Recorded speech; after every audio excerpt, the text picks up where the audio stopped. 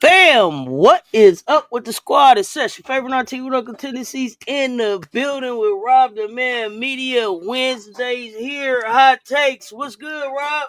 What's happening? Yo, y'all know what time it is, man. Another Rob the Man Media production with Cess Talk Sports, man. Y'all know what time it is. Hey, but can y'all do me a favor? Before we start this thing out, smash that like button, hit that notification bell, and share the stream. We need everybody up in this thing. Rocking. Share the stream on all the platforms. Let's go. Yeah, y'all know what time it is, man. It's WNBA time now. You know what I'm saying? So, hey, let's get everybody up in here. Let's talk some real hoops. Don't come here. All right, listen, if you want to come up here with the BS, we cool with it. Let's have with it. You know what I'm saying? It's Hot Take Wednesday. So get your hot takes. Drop it in the chat because that's what we here for. You know what I'm saying? Let's go. Let's get to the hot takes. Let's talk some hoops. Let's talk some hoops. We gonna talk WNBA. Is there anything hot in the portal that we got to talk about? Anything hot in the portal that we talking about? It's portal closing day, so happy portal closing day. Happy portal closing day. I'm gonna say this: just because the portal closes today does not mean you won't see some names being entered into the portal in the next 48 hours. I'm gonna say that again, and I'm gonna break this down to you. The portal closes at 11:59. A kid can put their paperwork in. A kid can put their name in the portal at 11:58. Guess what? It still has to get approved. So it's still another 48-hour window.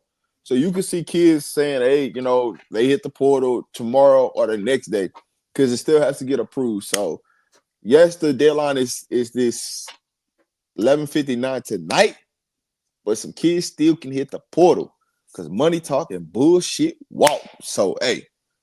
Run the marathon, baby. Run the marathon. Oh man, so that's it. I don't think it's nothing really exciting we got to put out there. Hey, listen. Hey, somebody can always call and hit that bag line. You know what I'm saying? So you never know. That's the thing about no breaking news right now, though. I don't think. Hey, no breaking news. But what you will see though, once the portal closed, you should start seeing more commitments of people because it's 500 on the women's side. Only 500 girls have committed, and the 1,500 kids that's been put into the portal, only 5 of them has committed. So there's 1,000 girls out there that hasn't committed yet. 1,000. So and you gotta think about it. Some of these moves or why some of these girls hit the portal is because some people committed to the school and they got moved down the depth chart. So. You know, I think the last breaking news I had was Miracle Shepherd to the portal, right? Miracle Shepherd. But you've been calling for her to hit the portal. You like what you doing? She's in the portal. Gonna be interested to see where she goes. Yeah. Okay, I gotta ask you a couple questions. Why isn't there a limit on when the athletes make a decision on the school or when the school chooses a kid from the portal? Just a question because I don't know how everything works. Perfect question, right? But I'll say this: why would you want to put pressure on the kid to make a decision? Why would you want to put a time limit on it, right? That was the first mistake they made from coming out of high school, right? You offer a kid, you tell them, hey, they got 48 hours to commit. They might commit to you in that 48 hours and then go to another school. It's just you're just buying for security. That's what they're doing. So when they're in the transfer portal. you actually got more time to like seriously think about what your next move is going to be. Versus high school, it's more of a pressure, right? We want to pay you to make a pressure decision on the fly to say yes. It might not be the fit for you, but we want to press you into making this decision. As a transfer, you've already been through all the BS from the high school time. So now you understand, hey, now it's about me finding the right fit for me versus me finding the right money fit. Now it's I got to find the right basketball fit in the transfer portal. So that's the difference of why a lot of coaches would rather go with transfer portal kids over high school kids. Why? Because they've been through a season. They understand the grind of a basketball season, but also they understand what it takes with what they need to do to get to the next level. All our playing time, all our experience, playing in big time games, national television games, whatever that looks like for them. So that's why there's really not a time limit on it. There's a time limit on when you can hit the portal, and they have to put a time limit on when you can enter the portal. Because if you don't, it just every time somebody commit to a school, somebody gonna decommit from a school or get kicked to the portal. So you have to put a time limit just to close the door. But as far as why the athlete doesn't have a time limit, is because every kid might not be fit to be at a certain program. You're talking about a Power 5 program, right? Every kid is not designed to be at a Power 4. They might need to go to a group of 5. They might need to go to HBCU. They might need to go to a lower Division 1. They might need to go to a D2 just to humble them, to get that fire in their belly for them to come back up. So when you talk about the portal, a kid can stay in a portal for as long as they want. It takes a school, even if a school chooses you, don't mean you have to go there. You could be in a portal as long as you want until you get everything that you want from that team that you're looking for. So I hope that answers your question. So I gotta piggyback off that one. A question off of that one, because to me, I understand what you're saying about the kid, but from a program perspective, don't you want that kid in the gym with y'all by a certain time of the year, just to start getting ready for the season?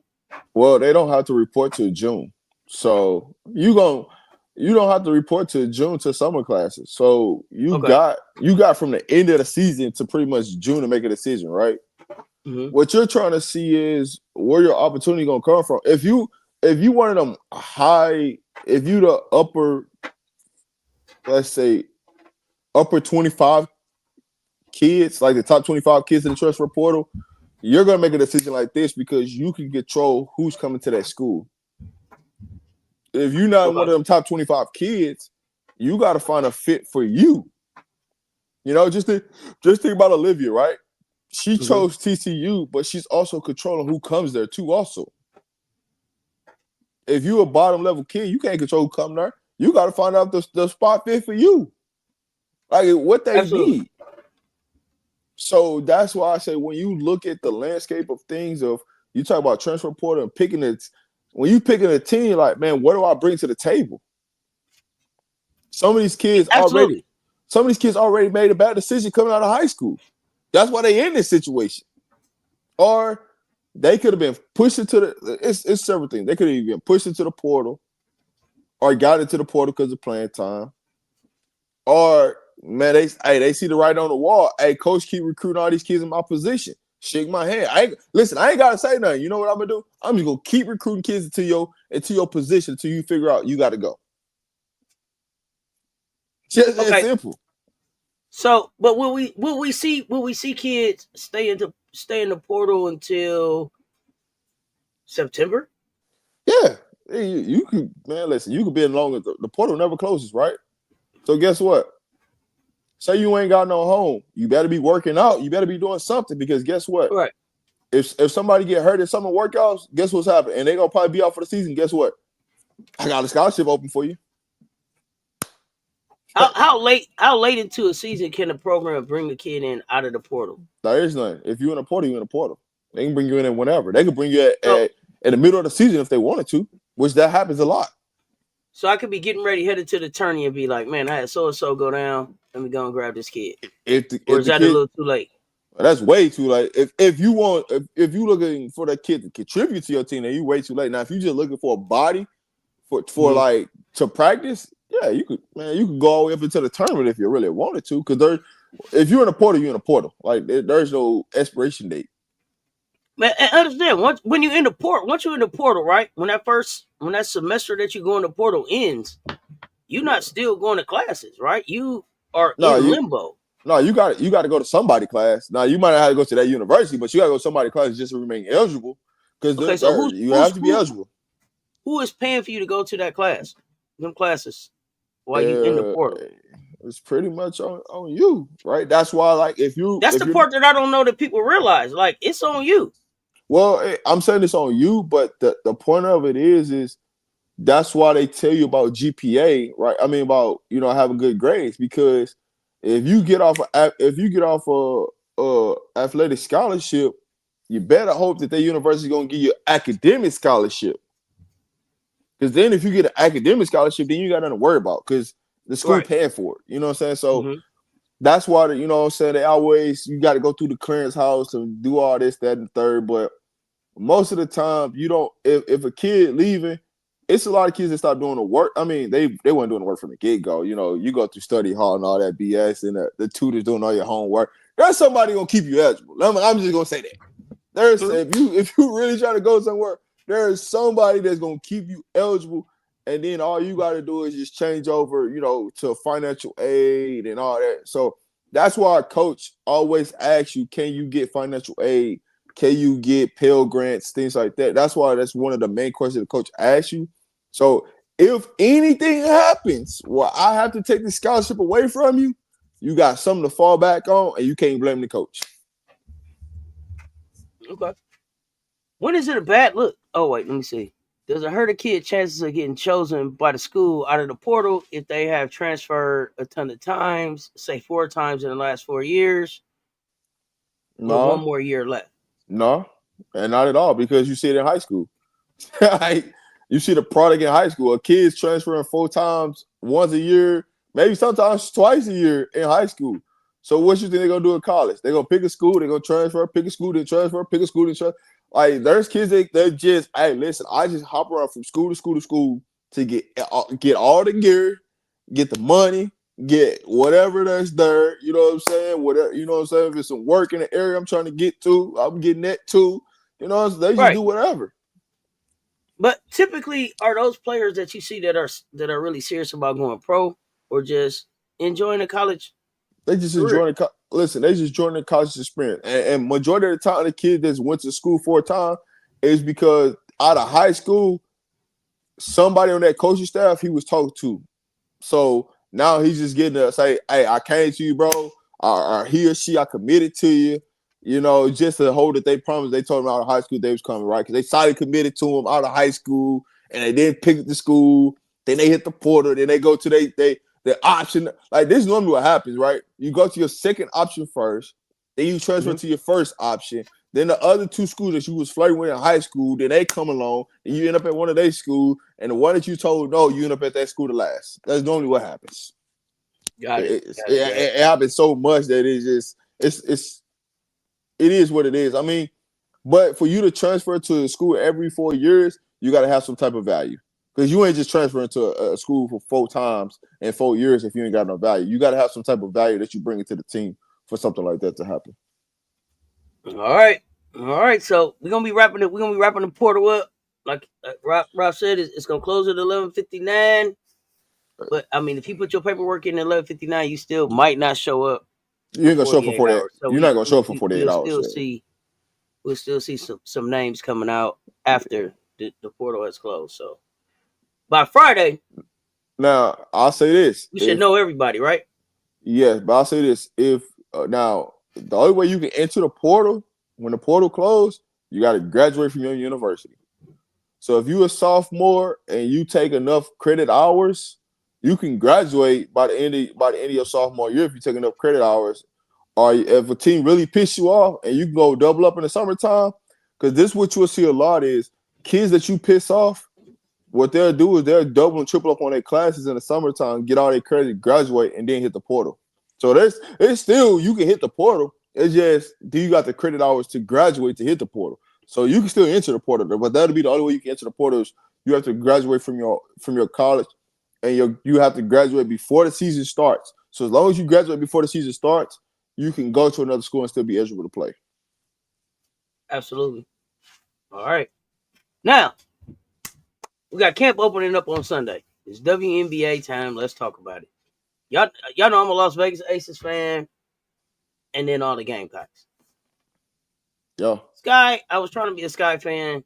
I'm trying to see what they doing. But for sure, Angel and Camilla, we watching over there to see what's going on. Yeah. We got some Gamecocks went to the Gamecocks that went to the dub this year. Let's start there. Let's start there. How you feel about the teams they went to, and their actual chances of making those squads that they originally got drafted to, and then just sticking in the league overall. So that would be Bree, Tahina, and Sanaya. So there you go. I'll say this: out of the three they got drafted, I got Bree Hall has the best chance of making a roster. That's what I got. All right, so we break down Indiana's roster, right? When you talk about everybody they brought in for training camp, things like that, they only brought in 15 ladies competing for 12 spots. I mean, you got to cut 3. Bree Hall just got to beat out Brown on Indiana. She beats out her, plays the same position. She beats out her. She's there. She's locked in. And they're gonna end up cutting the other. Well, I think they're gonna keep 2 out of the 3 rookies they brought in, right? Because they have a veteran team. Majority of their team has more than 2 years of experience. So the person I'm telling Bree Hall that she's gonna beat out has 1 year experience. Mm-hmm. And then the other person we'll get into that later, but I think they're gonna keep 2 out of the 3 rookies that they drafted. So I see Bree Hall sticking with Indiana. How much playing time? That's a whole different story. But I think she ended up sticking with them. And I think she ended up making a roster just based upon how many people Indiana brought in, the chances, the opportunities that she'll have to play in the preseason to show. Now she's got to make shots because that's going to be the thing. She has to make shots in the preseason. She makes shots and defend at a high level. She makes the roster. She makes it. All right. If I had to go to number 2 is gonna be Fagan. And now Fagan right now on paper, if you just looking at their roster, they brought in 18 players for LA. So she has to beat out Mercedes Russell. Even with Hamby allegedly might be pregnant, anything like that. She still has to beat out Mercedes Russell for that spot. And that'll push her in. Pow is going to be a little bit tougher. Now they brought in 16 players in the training camp for Atlanta. The problem that she got is they got a lot of guards. And she's been on they got Jordan. What do you really see Pow's position, right? Mm-hmm. Who does she guard in the league? That's the question for me with Pow of her sticking with Atlanta. Is her ability to guard at that level, but also Atlanta picking her, and now she's behind all these guards. Because you already have guards that's going to take up a lot of minutes, right? You got Jordan that's going to take up a lot of minutes. You got Alicia Gray that's going to take up a lot of minutes. You got Ryan Howard that's going to take up a lot of minutes, right? Those are your top 3 guards right there. That's going to take up a lot of minutes. So where does Pow fit in that situation of being the next person? So that's why she's third on my list for us. If she can make the roster, if she can stick, how many people they brought in. You got 12 roster spots. So they got 16. They got 4 to cut. It's just a tough one for her in Atlanta.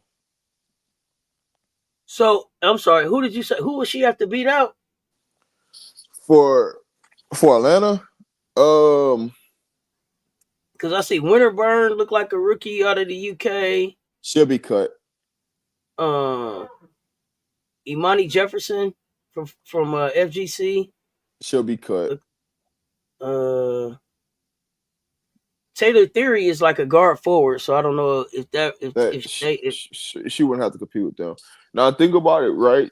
Look so at all is it Ashley Jones? Ashley Jones. She's is a question mark, and Haley Jones, right? If I'm not So mistaken. those would be the two. Those would be the two guards that Pow would have to beat out to make that Right, roster. correct. Basically, So one of the things that she has to do with what is one thing that Atlanta struggle with? Shooting, right? She gonna have to shoot the lead off the basketball while she's in training camp. Now, with them bringing in 16 players, she's gonna have an opportunity in preseason to really show her worth because now you don't have to play Ryan Howard, you don't have to play Alicia Gray, you don't really have to play Jordan Canada, right? So them three guards you can sit down. So now when you're talking about sitting those three guards, that's going to give you an opportunity to really go out and show what your worth is during preseason. So she's gotta really have a good training camp for sure. and that's what I worry about because preseason is about what 2 games, 3 games. 7. Well, when I'm looking at the Atlanta Dream, They only got 2 games. Some people got 3. It looked like they got Wednesday the 7th and then Saturday the 10th, and then it looked like regular season starts the 16th. So, oh damn, they only playing 2. So yeah, it's tough. So if you are, and I don't know who would give this advice. I don't know if it's Atlanta that sits down with Pow, if it's the agent that sits down. What is it that you're telling her that she needs to focus on? And then is her goal really should her mindset be, I'm trying to make the Atlanta Dream, or I'm trying to get enough tape to be able to stick somewhere else in the dub? All right, so this is me being an agent to Pow. I'm calling Pow, say, hey, listen, I understand that they got 16 girls in there. But it's 2 things I need you to focus, or 3 things I need you to focus on. Every day when you walk in there, bring the energy and the effort. 1. 2, go balls to the wall defensively. 3, knock down wide open shots and be selfless. That's all I'm telling you to do. You do those things, you make the roster. Okay. And you would think it's just that simple, but it really is. You can't be in your head. Make sure you understand the assignment of, you know what I'm saying? You in your position. Hey, when plays being called, you know what everybody's supposed to be. Because right now, you got to change from now going from a shooting guard role to now being a point guard. What is everybody supposed to be on the floor? Because you're gonna have to probably guard point guards in the W. So now you have to be ahead of the curve. You got to be studying plays, watching more film than anybody now, because you got to understand where everybody's supposed to be at. Somebody out there, somebody's out. You got to be vocal enough to say, "Hey, cut through. We're trying to get this executed, right?" What do you do over Haley? You can knock down shots, so you can put pressure on Haley. But you got to knock down shots, right? I don't know a lot about Haley. How's Haley's defense? Haley Jones, she's just a lone defender. She's a slower point guard, but she hasn't developed a shot in a W.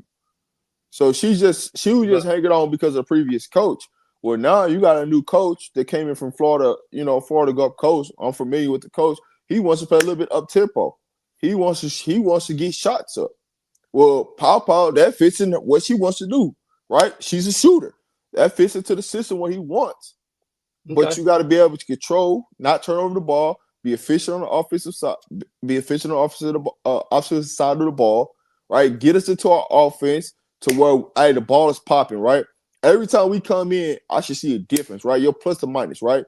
When we're in Paris, I want to see your plus or minus high, right? The ball is popping. Your team is moving the ball. We scoring a transition. You knocking down wide open shots. You commanding the offense. You understand what's going on defensively for our scheme, schematic wise, right? All those things add up. But she's gonna be in the toughest position. Haley, if you talk about putting her in a low post, mid range, she has offense. You talking about from the third level? No, that's not Haley. Haley needs pick and roll to be efficient. What about Ashley? Because Ashley is really who we got to. If we can outplay Ashley, and it's not a knock on Ashley. Please understand when we having this conversation. I'm just talking from a Gamecock perspective and getting my Gamecocks on a roster, right? So Ashley Jones seemed like she might be a better opportunity for Pow to beat out. Maybe I don't know. I don't know a lot about Ashley out of Iowa. But you're fighting against both of them. Like it's both of the Jones. You're fighting against them. At the end of the day, like you're trying to fight against both of them to get a roster spot. So when you're looking at fighting against both of them, right? Ashley Jones is a little bit bigger than Paw, right? Because Paw's gonna be on the Yeah, short they end both of both of them. 6'1". Yeah, Both yeah, the yeah. Jones, yeah, they 6'1". So you're talking about long athleticism. Can you guard them? It's a question, right? You got to show that you can guard them, right? Because Jordan Canada is smaller than Paw, but she can guard those. She gets up underneath you and guard. She's their starting point guard. So you got to come out and show, hey, I can do the exact same thing, and I can make shots. So you're competing against the same thing, essentially. Got it. Okay. Okay. So we said you said Bree, right? Yeah. Fagan. What is your conversation with Fagan? Because I thought that Fagan had a pretty good opportunity of making the roster just with Brink being hurt. It just seemed like, and then the I don't know. We were still trying to get clarity around Hamby, right? So just with those question marks, it seemed like Fago was in a good position to be able to make the roster. Well, you got to think about it. If you look at LA's roster, they have what 6 to 7 bigs on the roster in training camp. So you got Brinks, you got Hamby, you got Stevens, you got Russell. I want to say Joiners out there. They're like 3 deep at the 4 or the 5. So when you take about Bricks being hurt and you take away Hamby possibly allegedly, pregnant, that takes it down to 2 at the power forward position. Well, what they will do is they will put Stevenson at the 4 and put Russell at the 5. That's why she has to beat out Russell, right? Because then if you beat out Russell, you can kick Stevenson down to the 5. Fagan can play the 4. But she needs to beat out 6'6" Mercedes Russell. Yeah. You Offensive feel like wise, offensive to be wise, on the floor. yeah, offensive wise, she brings more to the game than Russell does. Defensive wise, she could do the same thing as Russell. That's why you have offensive wise where you have to kill that practice, where you got to show, hey, come in and get your moves, show you can guard bigger bigs, play and just play with your head cut off. You know what I'm saying? Like, and I'm only asking that because when I was looking at the roster, I was thinking, man, if Fago has better defense and more offense than Emma Cannon, then she should be able to get on this roster. right. Emma Cannon was like 0.8 points, 0.6 rebounds, right? That's what I was thinking. So But I'm she was surprised when you say it's Mercedes Russell. Cannon is more of a practice player. That's your veteran, right? Gotcha. Mercedes Russell, you gonna actually talk about playing her. If you're gonna put a young player on the roster, you're trying to play her, right? A veteran like Cannon, she understands her role. Hey, I'm just here for practice, beat up on you in practice to get you better for a game. So if I'm gonna have Fagan, I'm trying to get her ready for a game. Mercedes Russell is looking to play. So what do I need her here for? She looking to play, and she gonna probably be the 12th man. I don't need her. Just cut her. Give me the young kid. I can develop her. I mean, I love the idea of the development anyway. I love the Yeah. idea of the development just because I don't feel like the WNBA roster has enough spots to really allow development. So What they should do is this year they should have bumped it to 15 players. If you bump it up to 15 players, you're perfect because now, 13, 14, 15, you're allowed to be able to have a practice. So then you don't really necessarily need to bring in men to practice against the women. You can have 5-5-5, rosters. You can tweak stuff in practice. You can work on a lot of more things because you have a bigger roster. When you have 12 on a roster, you have to bring in men to practice against your team as a practice squad just so you can get better because you don't have no depth because you're not going to practice your top end talent a lot of the time. You're going to rest them at practice. So it plays a part. okay, all right. So what's the 3 things Fagan needs to do? On Fagan, you need to change ends in transition, right? Play with high energy, high motor, change ends from defense to offense, offense to defense. Understand of when you got open shots, take them, right? Take them 15 to 18 footers, take those shots. Play with consistency, and then defensively, just go rebound. Rebound the hell out of the basketball defensively, and get the ball out, and let's play in transition. It's just that simple. All right. So your team is the Aces, right? We Yep. want to put this on the record for everybody, so y'all don't have to be asking. And then, real quick, I believe the question was, and I think we answered this. If you get in the portal and you don't make a deal, you're stuck in the portal unless you can work out a way to get back to your old school. That's where you at. Yeah, if you're in the usually, portal, you're stuck. Yeah. What? No, I was going to say, if you're in the portal, you're stuck until somebody signs you. That's basically how I go. You're stuck in the portal until somebody signs you. And I don't remember I think you gave a percentage at one time, and I don't know if it was 20% or something, but like, some of those D1 kids, some of those kids are going to go in the portal D1 and come out D2. Mm-hmm. Some of them D2 kids is going to come out D3, or they're going to come out HBCU or whatever, right? So the goal is you want to improve your roster by the bottom 20, right? So you say 15 kids, you take 20% of that, right? So your bottom 3 kids. Well, your bottom 3 kids are going to trickle to the next to a lower level, right? So if you're at a P4, you're gonna go to a group of 5. Them 3 kids from the group of 5 is gonna go to HBCU. Them 3 kids from HBCU is gonna go to a lower level Division 1. Those 3 kids from a lower Division 1 gonna go to Division 2. It's just a trickle down effect. So your bottom 20 of your roster is gonna trickle down.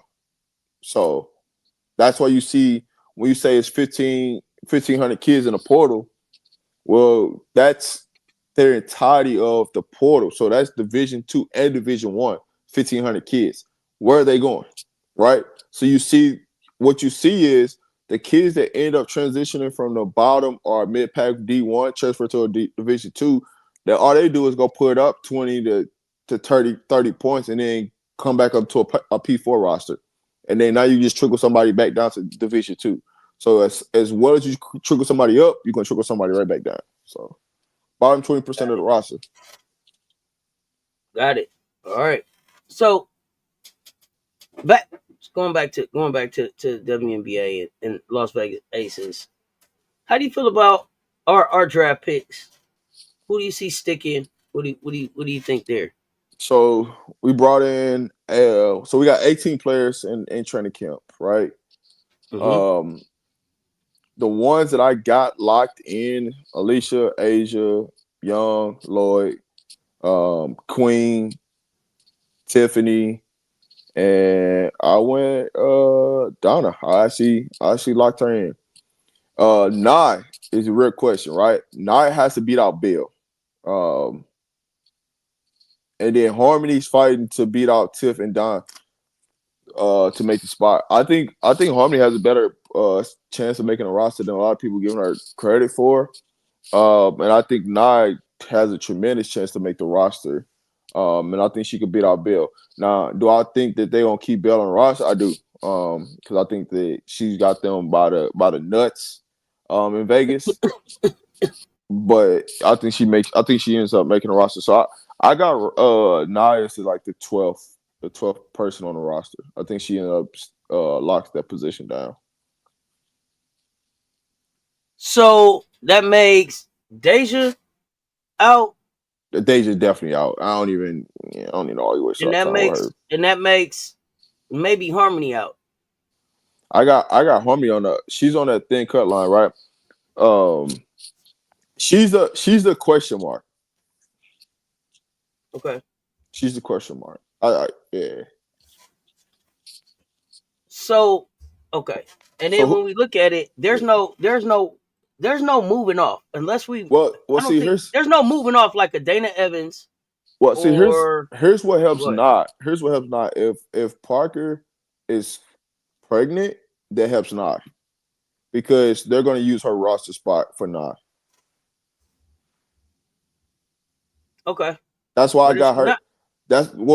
She's. I believe she is pregnant. I think that's what they're going to use her roster spot for, because they can use her in that spot. Harmony is the question mark in the situation out of the rookies. I think we keep 2 of the rookies. Okay, so now let's talk about rookies and experience, and then keeping a cheaper kid. And is there any way that that Vegas should prefer Harmony over a Dana?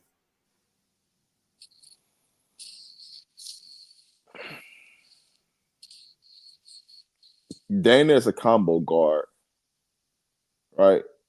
I don't know if I don't know what she and Dana's been around the block.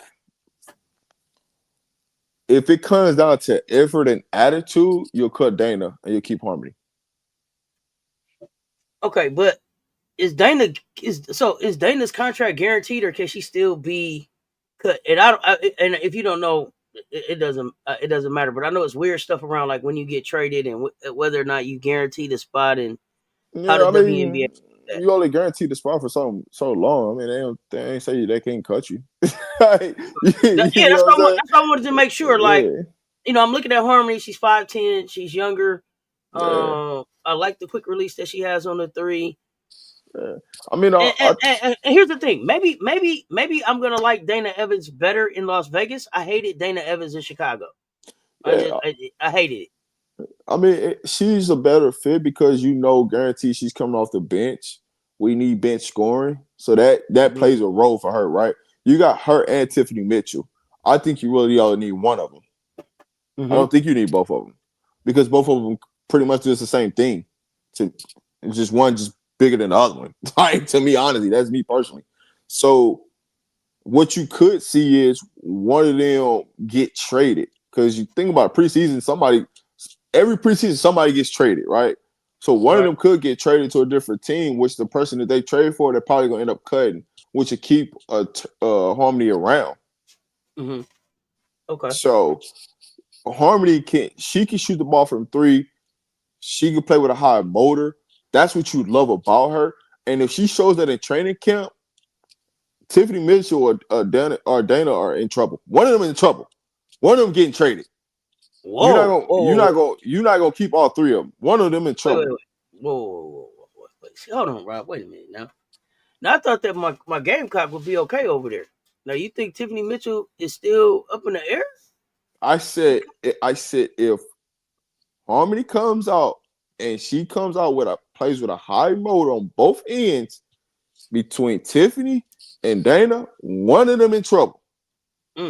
Well, bye, Dana. One of them in trouble. I think Asia want the Gamecock. Yeah, one of them in trouble. Okay, no. Okay, I'm gonna pick on Asia just because that's mother around here.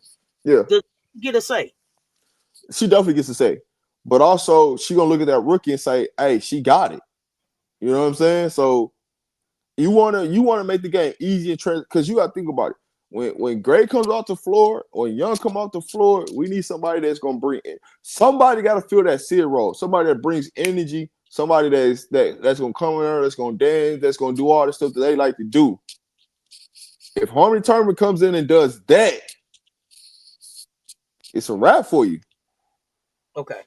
Now, and me and Rob ain't talked WNBA before, really. So excuse me if I get focused in and get to asking questions y'all wasn't asking. But now we on the Aces and I'm an Aces fan. Talk to me about what are the pros of keeping a Megan Gustafson? I think year 2 you're going to see a difference of her because now she understands what the system is, right?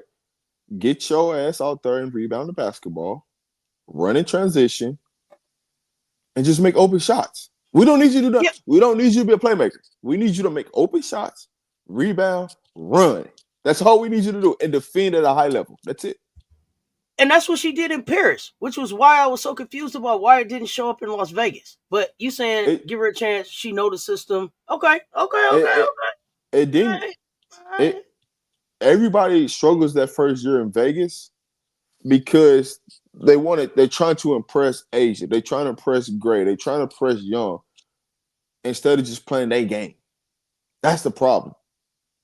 And so when you looked at when that Candace Parker came there, and when Candace Parker didn't play her game, she looked terrible out there. But when they find this out, hey, Candace, bring the ball down. Candace, get the rebound, bring the ball down. She started playing her game. they look under. It wasn't no issue. Yeah, But you I have still to wish Candace would come back right now. right. If you allow them to play their game, they'll look like who they're supposed to look like. It's when they start trying to do out of body experience stuff is when it looks bad. And I think that's what one of the things that you seen was Gustavus was doing out of body experience stuff that she knows she ain't supposed to be doing instead of just playing her game, and she'll be fine. Hey man, go out there, set them screens, roll hard to the rim, catch that. Now, hey, listen, if we need you to come out, pop a couple threes, you know what I'm saying, to open up the space on the floor, cool. But don't try to start doing things that you ain't accustomed to doing. And that's what she Oh, was please, doing. yeah.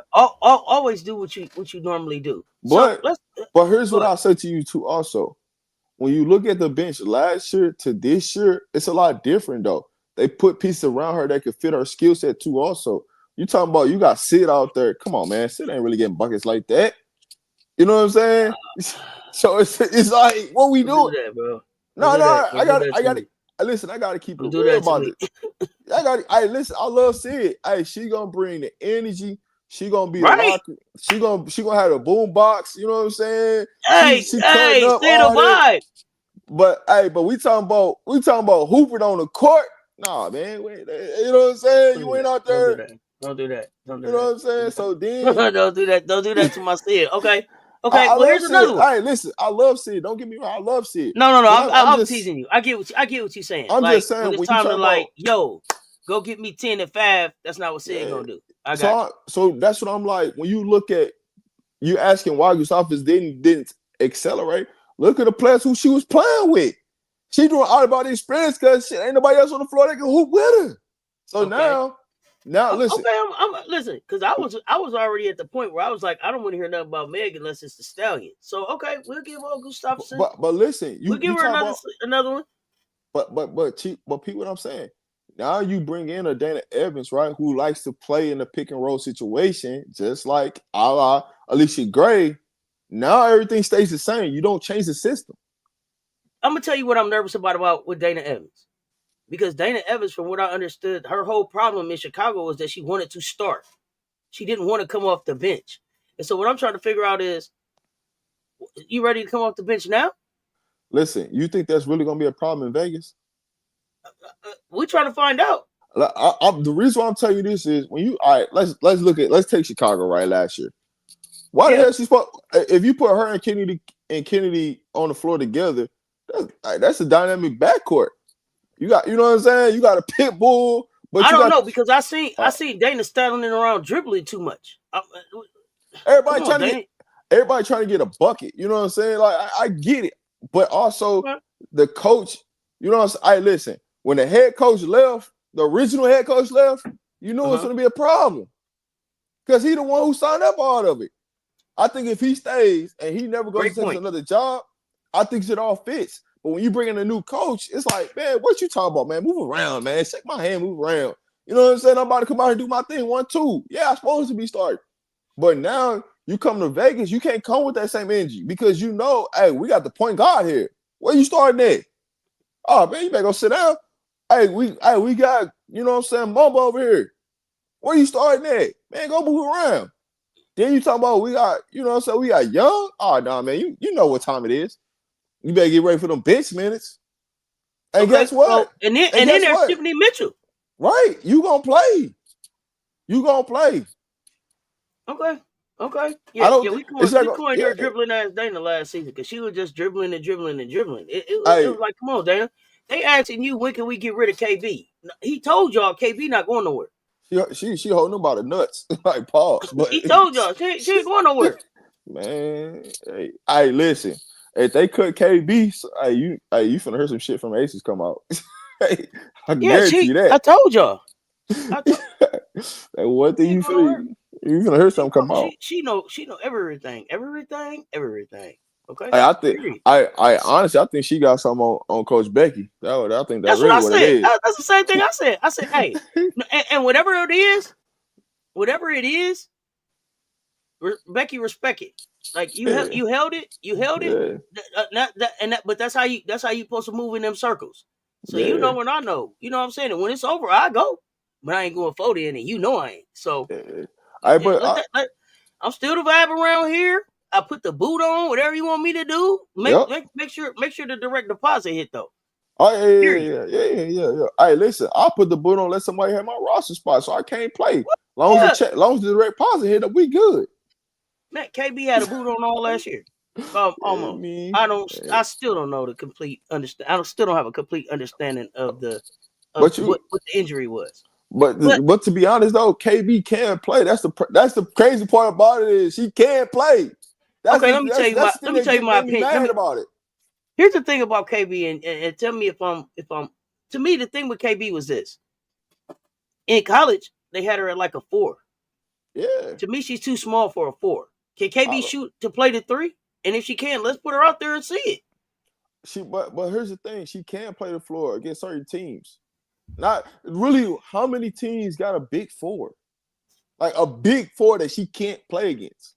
Think about that logically. Like, all right, so let me break this down. Let's go through the Western Conference. I'm gonna break this down. You play Dallas. Who's at the 4 at Dallas? I don't know right now. You think she can't guard Smith? You think she can't guard Smith? Yeah, you think she can't guard her? I mean, Nalissa wasn't there last year, but okay, she probably could guard. She probably could guard Nalissa. I'm saying this is what the roster is now. So all right, cool. At Golden State, you don't even know who the 4 is. They don't even know who their team is. This is the most. That's if you look at Golden State, that's the most roster where you don't even understand who even gonna be on the roster there. We don't know yet. It is a mystery. That's a mystery box right now for sure. So you talk about LA, right? Who's gonna be at the 4? Hamby possibly ain't gonna play. Brick ain't gonna be there. So you talking about you got Fagan or Russell? I mean Fagan or Stevenson. You don't think she can't guard them? Oh, I don't know. Her and Fagan would be a fun matchup. I'm here for it. Okay, cool, perfect. All right, so now we get to Minnesota. You got to guard Kaya. I give you that one. But anybody, but here's the thing though: is Kaya gonna be on the floor when she checks into the game? Probably not. So then you take. I don't know. So who's behind Collier? That's a great point. Who's behind Collier? So then you're talking about taking Dort. You don't think she can guard Dort? Man, Dort can't get buckets like that. Maybe she can. She can. You're making a good case for it. You're making a good case for it. Let's go. All right, so then we go to Phoenix, right? This is just the Western Conference. I'm just breaking down the Western Conference. Mm-hmm. She playing against AT and Sawtooth. I don't like them matchups, but guess what? If both of them, if they go to the bench, they in trouble. They ain't got nobody. So she good. She can play the 4. Then we get to Seattle, right? Whoa, wait. AT and Sawtooth gonna start together? Yes. What? Okay, go ahead. Listen.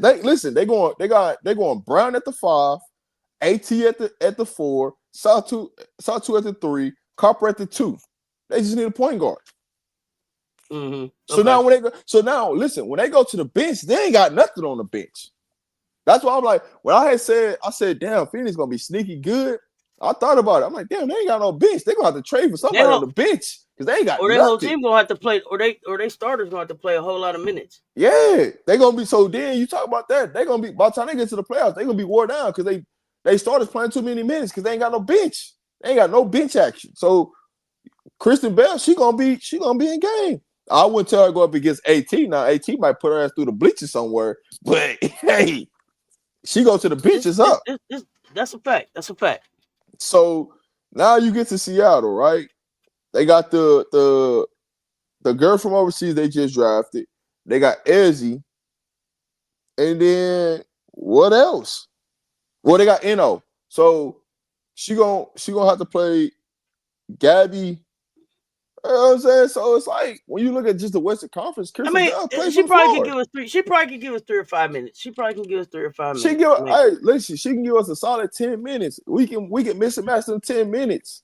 You don't need her to come in and be a superstar. Hey, listen, but she better come in professionally on roll. Okay, I'll take that. We'll see. You're making a great case. You're making a great case. Hey, this is how I'm praying Kristen Bell. Hey, Kristen Bell, when it gets to 2:30, you checking in. All right, we giving a blow at the 4. You playing the last 2 minutes and 30 seconds of the first quarter, and you playing the first 2 minutes of the second quarter. Sit your ass back down and let's go. That's what you doing. You need to perfect that role. And she's coming in. She's coming in for Asia, right? She come in for Asia. She come in for whoever.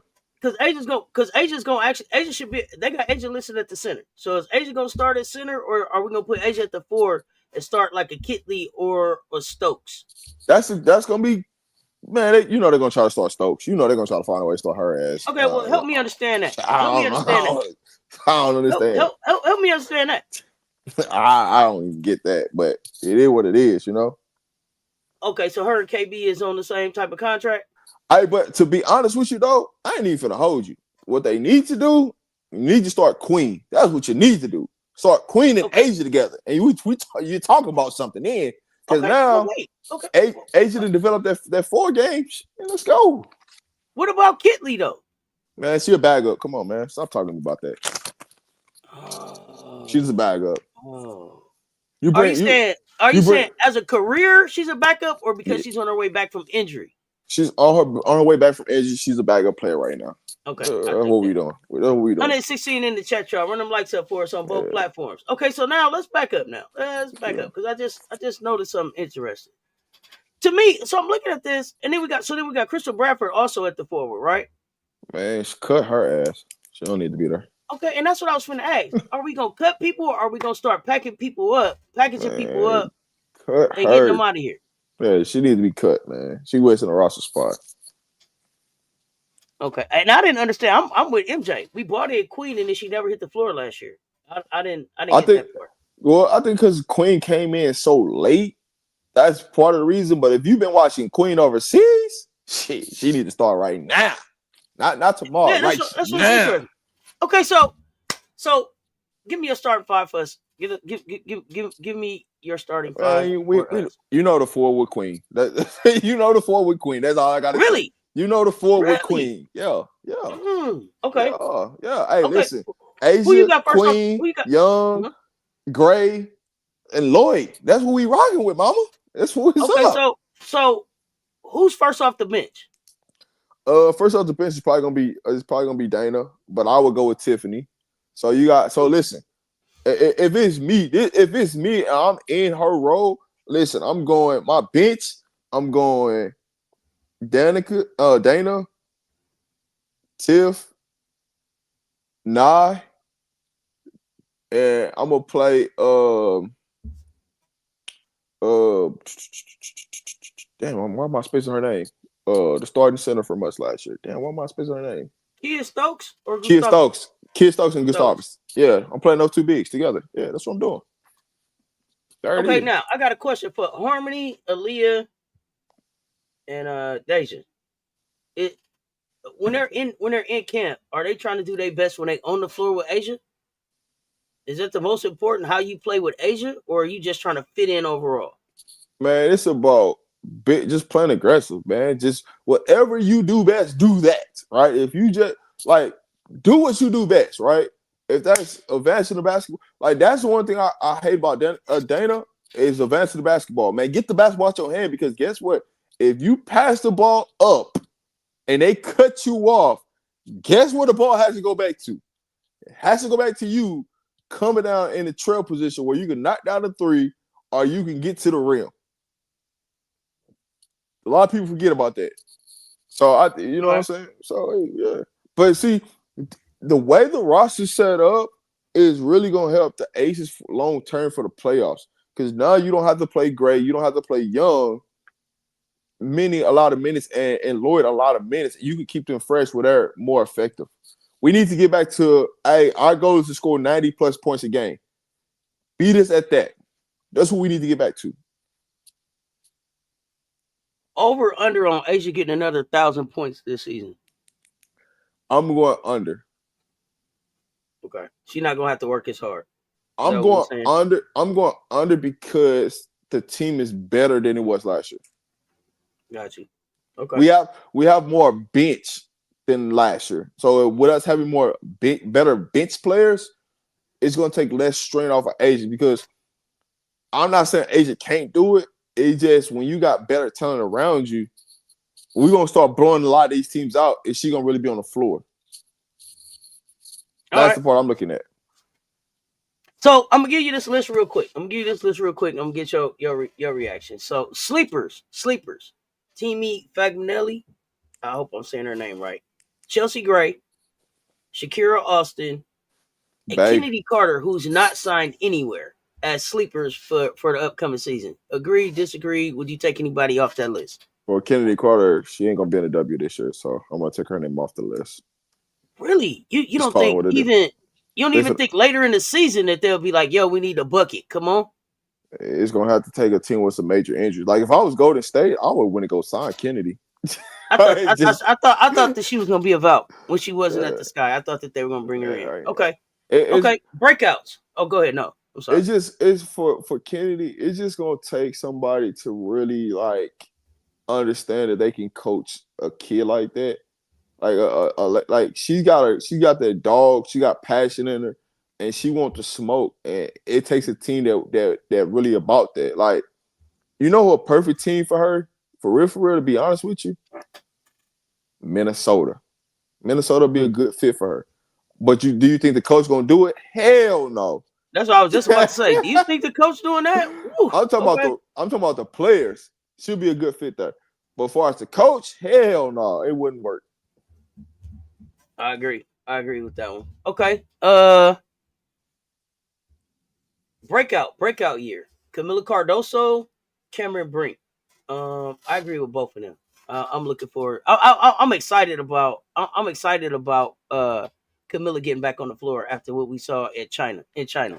I'm expecting her to. I'm expecting Chicago to allow her to be able to show what she got.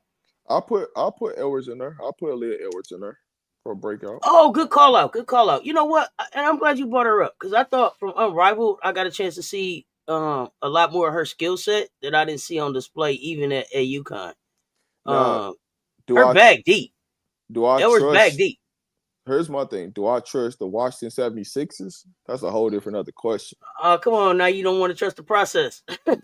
Man, listen, you got Bay over there. I want Bay to play. If y'all don't know who Bay is, that's Shakira Austin. They got Bay over there. I want her to play. So you know what I'm saying? Her and Aaliyah Edwards, they kind of play the same position. So I'm kind of torn. You a little torn? A little torn. Okay. Let me ask you this. Now if they put Dotson on the bench, we good. Because then, you know what I'm saying, put her on the bench, we straight. Then both of them can play. I'm good with it. So is there a trade package that you could put together for one of them that would bring in some more help for Washington? Man, hey, listen, if I was Brittany Sykes, I would be trying to get up out of that thing. Really? Hell yeah. What I want to stay with the Washington 76ers for? Man, I'm trying to get up out of that thing. Hey, listen. First flight. Hey, listen. Her and Mayberry, they like first flight. Where we going? You know what I'm saying? We out of this thing. Man. We out of this thing. I just, you know what I'm saying? Shakira Austin, offensive wise, she's better than what she showed. It's just no coaches figure out how to really play her in the right situation where she could be effective in the game for a long time. So, the thing about it is, Shakira can get you a double-double every time she's on the floor. Lisa, you got to tell us what's wrong with Shakira? Why her time in DC up? What you got to tell us? You got to let us know what's wrong with Shakira. I thought Shakira showed off a nice bag at Unrivaled. Like I felt like she could come back and do some different things this season. She'll bucket. Let me know. Let me know. It's the Washington 76ers, baby. Trust the process. I'm sorry. There. Let me go back to this too. 125 in the chat, y'all. Make sure y'all run them likes up on both platforms. Danae is saying, I think you saying that Kennedy couldn't go to Minnesota with Courtney there. That wouldn't work. No, I love that. You know what? Because I got two dogs in the backcourt that I know they're gonna bring it every night. Like them two remind me like a Russell Westbrook. Hey, I know one thing about it. I can count on them bringing some fire, bringing some dogs to the fight, bringing some energy. Now they might do some stuff that you want to punch them out. They lights out their head, but hey, they gonna bring the fight to the game. You know what I'm saying? That's what you want. I'll take them type of players all day long. What do you think about Kennedy to Indiana to play with Caitlin? Does that work? You like that? Huh? Yeah. That's what Luana's saying. Hot take. Because, crazy thing. Kennedy to Indiana to play with Caitlin. Fast-paced play. CC likes. Could have worked. What you think? Who's she gonna play in front of? Do you not know what Indiana got over there? Hey, listen, Indiana built a thing. We're gonna talk about them in just 1 second. We're gonna come back to them. I don't know if Kennedy and we're gonna talk about them. They got a thing over there. People don't want to talk about Indiana because CC over there, but if you look at what they put over there, we're gonna talk about it. It's gonna be okay. Listen, I'll tell you this. Lisa say Bay always injured. That's why she got to get up out of there. She always injured. Edwards and Kiki are better, and they the future. So they want Bay up out of there. Find some place for Bay to go. Listen, I got a couple teams back and go that I'll be like, hey, man, it's time to work. Hey, listen, hey, Aces, if y'all want to bring Bay in, I'm cool with that. We can make an even swap for what's the name? Who? Stokes or Stokes. For Stokes, Stokes. You pick a choice. We'll give you a pick of choice. Multiple. Whichever one you want. Hey, listen, shake my hand. We good. Hey, I'll take. Hey, listen. Guess what? I know one thing about one thing. Bay gonna rebound. So we got another rebound on the floor with Asia. I'm good with that. Sign me up for that all day long. All right. Okay, so where else? Okay, you got it. Hey, listen, and she gonna finish around the rim. What they don't do, they don't finish around the rims. They gonna do that. She gonna, hey, listen, give me that all day long. I'm here for it. Oh my goodness, man! Sign Liz Cambage. Man, Cambridge Cambage. I think that's what you're talking about, Dion. She definitely gone. She ain't got a. I don't even think she's worried about the dub though. Like she went on and did her thing overseas and with her other outside ventures. Like Liz good. Liz good. Okay, so you like Beta to Vegas? All right. Vegas, Phoenix, and Dallas. Wait, Louis say, hold on. Kira good over here in Washington. Don't be moving Kira off. Louis say don't be trying to ship Kira off. Hold on. Hey, they gotta get up out of there now. Hey, Vegas, come on. Let's make it happen, Vegas. Call her Bay one more time. Hey, that's Bay. Hey, Bay, come on to Vegas, baby. We here for it. He's like, yeah. Hey, that's Bay right there. Man. Okay, so this last list was really weird for me. Bust, right? They say potential bust for this year, and they got 3 of them. Tell me if you would take any of these players off the list. The first one that they have is a potential bust for this season, Dejanay Carrington. Second, Ezzie McBeggar. And third, Brittany Griner. What? Hold on. What we talking about?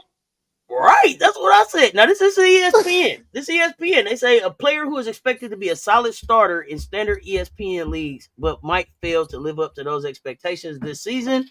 Number 1, Dejanay Carrington. All right, so what do they explain about Dejanay? That's let me. What's the context? What do they explain why? That's what I'm trying to get to. They saying basically that the backcourt is too crowded with Enrique and Paige for Dejanay to be able to repeat the success that she had last year. So she won't be able to get back to those minutes. She won't be able to get back to those numbers. They do know she's gonna play the 3, right? I don't think that's what they're thinking. She is going to play the 3. She is going to be out there with them, right? So guess what? I'm surprised as hell. I'm surprised as hell to hear that Dejanay Carrington was the first name on the list. I'm surprised, but she's going to play the 3. She's going to be a slasher. She's going to shoot that thing from deep 3. She's going to be the quote-unquote shooter. Like, man, what are we talking about, man? They need to move around, man. But, that's somebody sitting behind it. You know what I'm saying? Sitting behind the keyboard. They ain't really watching basketball. It's okay. Who's number 2? Ezzie McBeggar. And they said because she's not a priority at the current role. Production dipped after Gabby got there. Added Malonga. Still going to feature Agum McKay and Skylar. Well, her production, like the crazy part about it is Ezzie is so talented. It's the head coach that's in the way. It ain't Ezzie. Here's the thing. I've been saying since last year, if y'all don't want her, we'll take her in Vegas. Send her down. Send her on. Send her down. Send her down. For a certain part of last year, I thought that Ezzie was in the conversation for Defensive Player of the Year. She should be year in, year out. But the thing about it is that they can't guard so much in Seattle. She got in foul trouble because everything is falling. Everything coming to her because they can't stand in front of their man. And like when they brought in Gabby helped them defensively, but offensive wise, the system that they run is not for them to have success. And so that's why Ezzy struggled. Like Ezzy shouldn't be in transition. Should be not like she should shoot more threes than what she shoot right now because she is a better shooter. They just don't allow her to be herself and play freely. Ezzy a hooper. And they crazy, man. Okay. Last one. Brittany Griner at the Atlanta Dream. Man, I don't even know what Atlanta doing. So I could probably take that one. That's probably the only one I could probably take. This is just my opinion. I didn't discuss this with Rob. I hope that Atlanta is not turning into the team where studs go to die. I just Rocky Top! Rocky Top, baby! Rocky Top. Listen, I hope that's not what the Dream are trying to do, man. Don't be the place that studs go to die, man. Don't be that team, man. Don't y'all be that team. But I am concerned. I am concerned. I'm shocked that Atlanta signed BG anyway. Man, they signed BG. Do y'all know how much Bree Jones? Listen, hey. Come on now. Y'all know ATL. Y'all know TL. That's the black stud capital of the world. Don't do that. Don't sit up here and talk to me. Don't sit up here and act like that because Rob here. Don't do that. One thing I'm gonna tell y'all. Them Atlanta games gonna be popping. What? I can't wait. I'm about to pop out a show one time. That's gonna be the place to be. Y'all think between Dallas and Atlanta, you might not find good clean woman, but it's gonna be Dallas. No, Dallas ain't like Atlanta. Atlanta, no. I'm talking about. Hold on. If you don't think the girly pops is popping out because Paige in the building, it's gonna be a whole different feel. Oh yeah. No, I'm talking about the atmosphere of like the entire building. Like you pop out to Atlanta game, you gonna know something. Yeah. Oh. Yeah, I just told y'all, man. Atlanta's the black stud capital of the world. At period. Y'all need to understand. Lemon pepper wings and a good time. They got lemon pepper wings at the stadium, so you ain't gotta worry about it. Listen. No. Hey, listen. Hey, don't go to no Sunday game because they really gonna be in there grooving and all. What? Hey, it's gonna. Hey, listen. They gonna be out there live dancing. We might have to pop up at the Atlanta game. We might have to pop up at Atlanta game. You just let me know. Yeah. Hey, listen. You go to one of them Sunday games, boy. They gonna be in there line dancing. Oh, here we go. They gonna have their fans out. Hey, listen. Atlanta gonna be the one city where they gonna bring them fans out. Watch. Just watch. So, hey, listen. Especially if you get the WNBA league package where you don't show you the commercial, they show you what's going on in the stadium. Oh, them fans gonna be popping in Atlanta. Pow! 1, 2, 3, 4. Pow! Them fans gonna be popping. What? They're gonna be up. What? You have to pop out and show up. Girly Pop's gonna be out deep at the ATL. Oh yeah, it's gonna be lit. I ain't telling no lies now. You thought Minnesota was line dancing after all they wins? Watch what Atlanta do when they gonna come in with the electric slide. They gonna be everything. It's gonna be all slow grinding music with the fans popping, baby. That ain't gonna be popping. Hey, man. One thing you say that slow grind music? It's slow grind music and the fans popping. They gonna pop it. One thing about it, it might be some bad basketball going on, but you gonna have a fun experience. Well, that one thing about Atlanta basketball, you gonna have some experience now. You better believe it. If you don't, Chad Ochocinco told y'all. Chad was like, "Yo, a time was had. A time was had at the WNBA game." He was like, "Hey, y'all need to get there. Y'all need to make sure y'all get there." Listen. I was blown away when I went there one time. I was like, man, listen. It's some bad basketball being played, but you talk about the atmosphere of a basketball game just to be there for a fan experience. Exactly. Hey, that's where you want to be at. And that's what you want, because if you got that type of experience going on in the arena, just think about when there's some good basketball being played. It's really finna turn up in that thing, man. So just the fact that they energy is out and they supporting, and you can, whether it's 4,000 seats or 3,000, they sold them all out. 3,001 couldn't get in there, and that's the main thing. See, that's the thing, people. You might not sell out 20,000, but if I sell out 4,000 consistently and can't nobody else get in here, and this the most happening place for today, I'm happy with that. I filled it to capacity. The most craziest thing is when they hired the coach from Florida Gulf Coast, he a partying coach. So that's why I was like, oh yeah, you in there. Now I don't agree with your roster, but you in there because you got listen, to do there. You gotta have a fun coach to be in Atlanta. Now you gotta have a fun coach because if you get a boring coach, they're gonna get you up out of there. The fans gonna get you up out of there at the game. You ain't gotta worry about it. Tanisha might have been a little too serious for Atlanta. She might have been a little too serious. She wasn't serious, man. Let's be real. She had listen. She looked serious on the sideline. Listen, what you said. They go there and die. So that's what she went there and did. So she wasn't that serious. Oh man! She got caught with the lemon pepper wings. You know what I'm saying? Listen, she's too serious because she was in there scouting. She was scouting the crowd out. You know what I'm saying? What she about to do afterwards than she was coaching basketball games. You know, okay, that's all it was. Hey, listen, she got in that thing. She started seeing the work that was up in there. Hey, man, Hey, man, I'm serious about her. That's in the crowd, not this game. Yeah. Her. I'm yelling. Hey, listen, I'm coming for her. I'm yelling at her. Like section 102, row 1, seat 3. Yeah, bring her here. Bring her after the game. I want her. Hey, we doing pictures. We doing pictures in the VIP section 102. Yeah, man. 8. Hey, listen. Seat 5. Send her through. Listen, we want that whole section. We want all 5 of them, all her homegirls she brought with her. We want all them.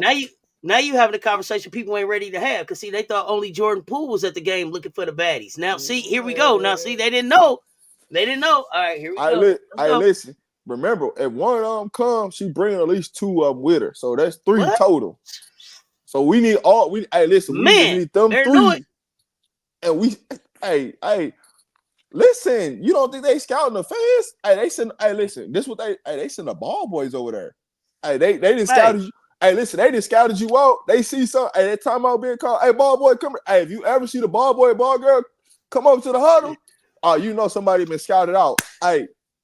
Listen, tell her come to the exit injury. They gonna let her in. Boom, boom, boom, boom. Call this number. Boom, boom, boom, boom. Yeah, you know. That's being scouted now.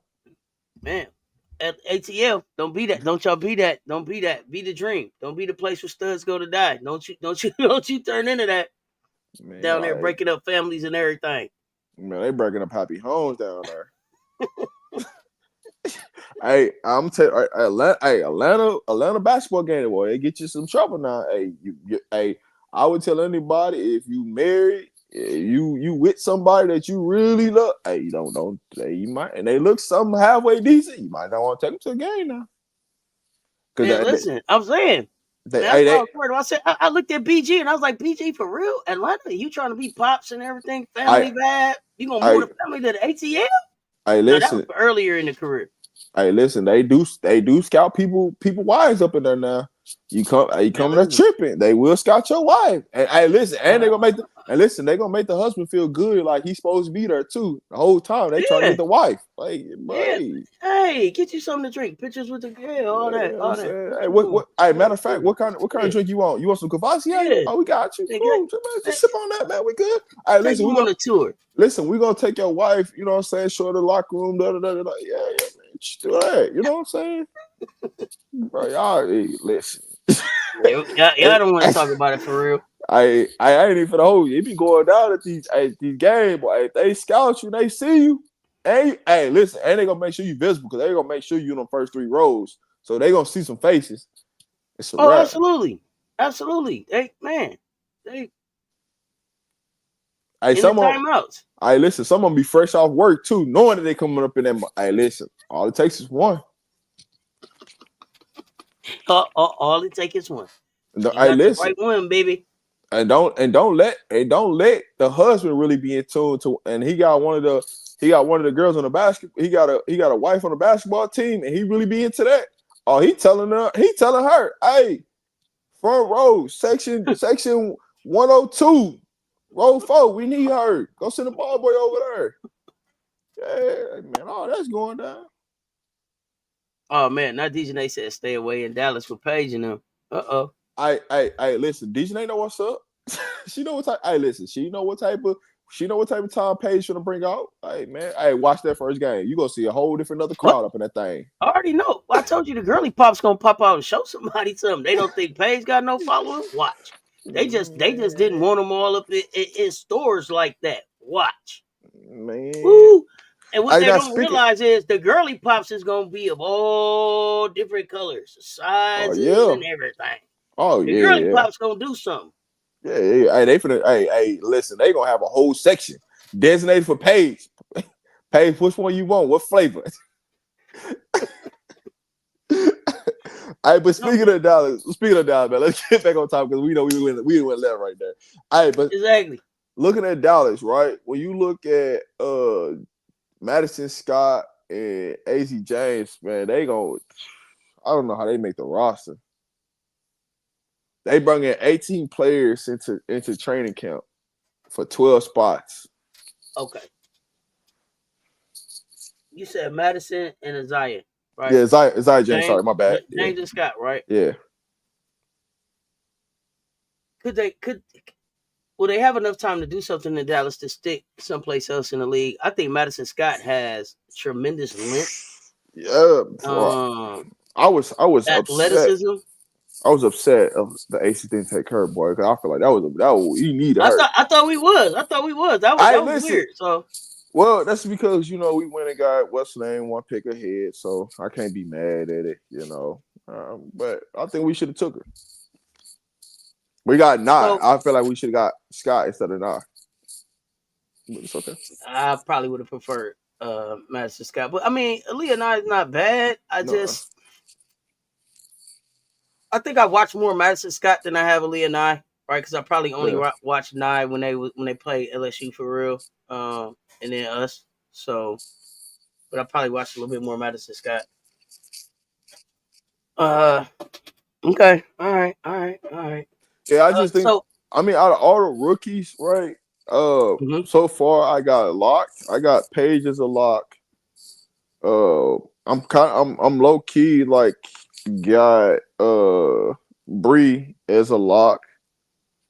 Morrow and Rivers as a lock. And Citron, Kiki. So that's 6. I only got like 7 rookies as a lock. No, I take that back. I got more than 7. Because I got the rookie that's going to Seattle from overseas. I got Justice and Sellers and Golden State, but I don't know what the hell Golden State doing. So I got about like 9 to 10 girls as locks from the draft. Everybody else getting cut. Wow. Okay. All right.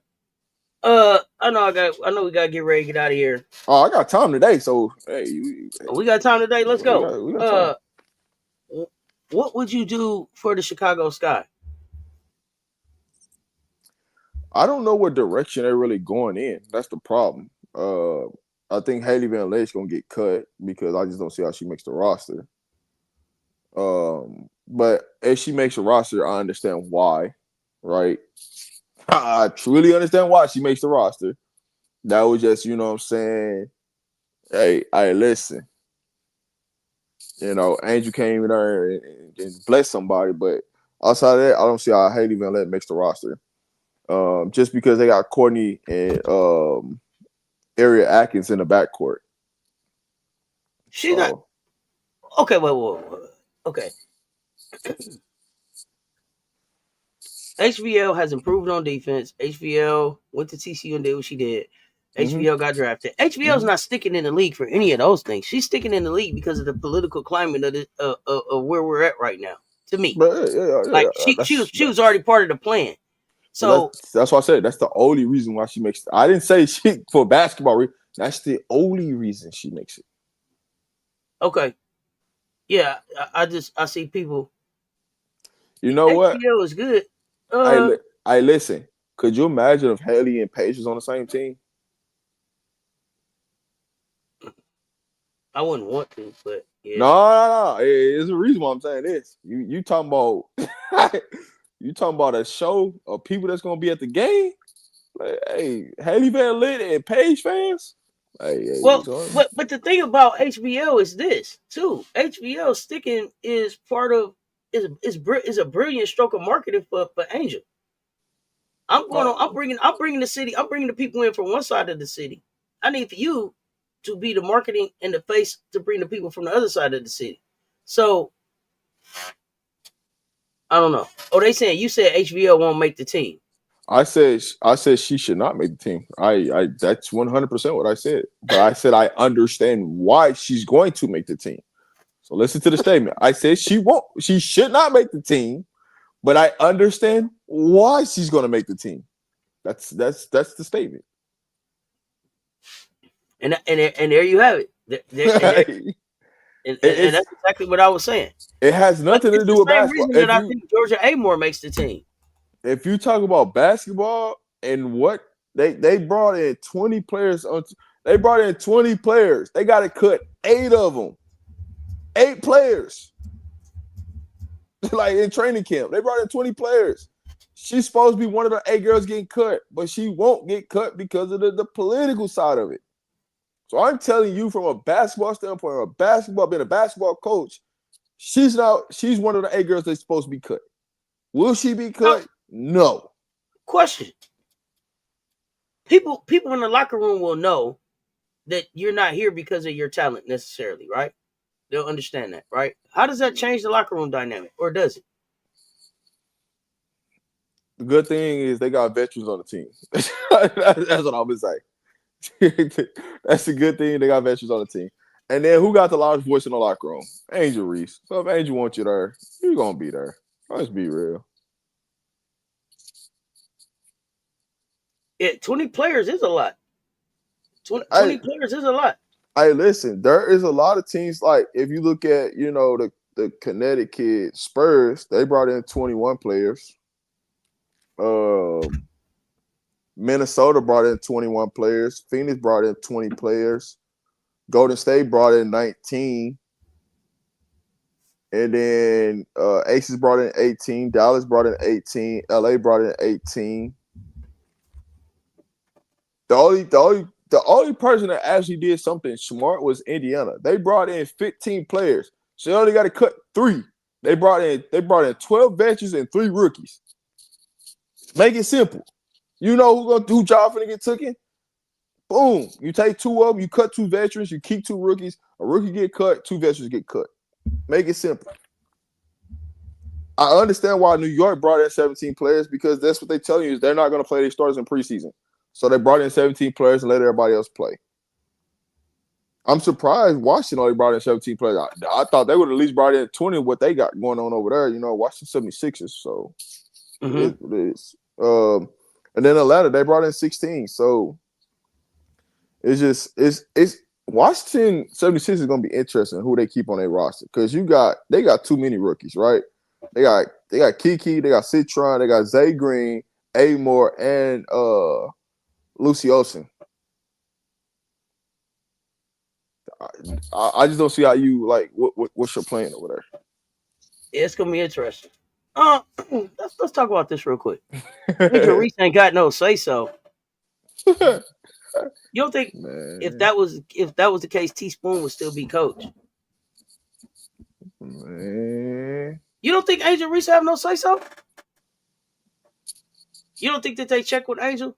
You didn't see Angel go to Paris and have a meeting? You didn't see Angel at the All-Star game meeting with people? You didn't see that? You don't. Okay. All right. That's like saying CC don't got no control of Indiana. Come on, man. So let's start with the nonsense. Yeah, Angel definitely has a say so.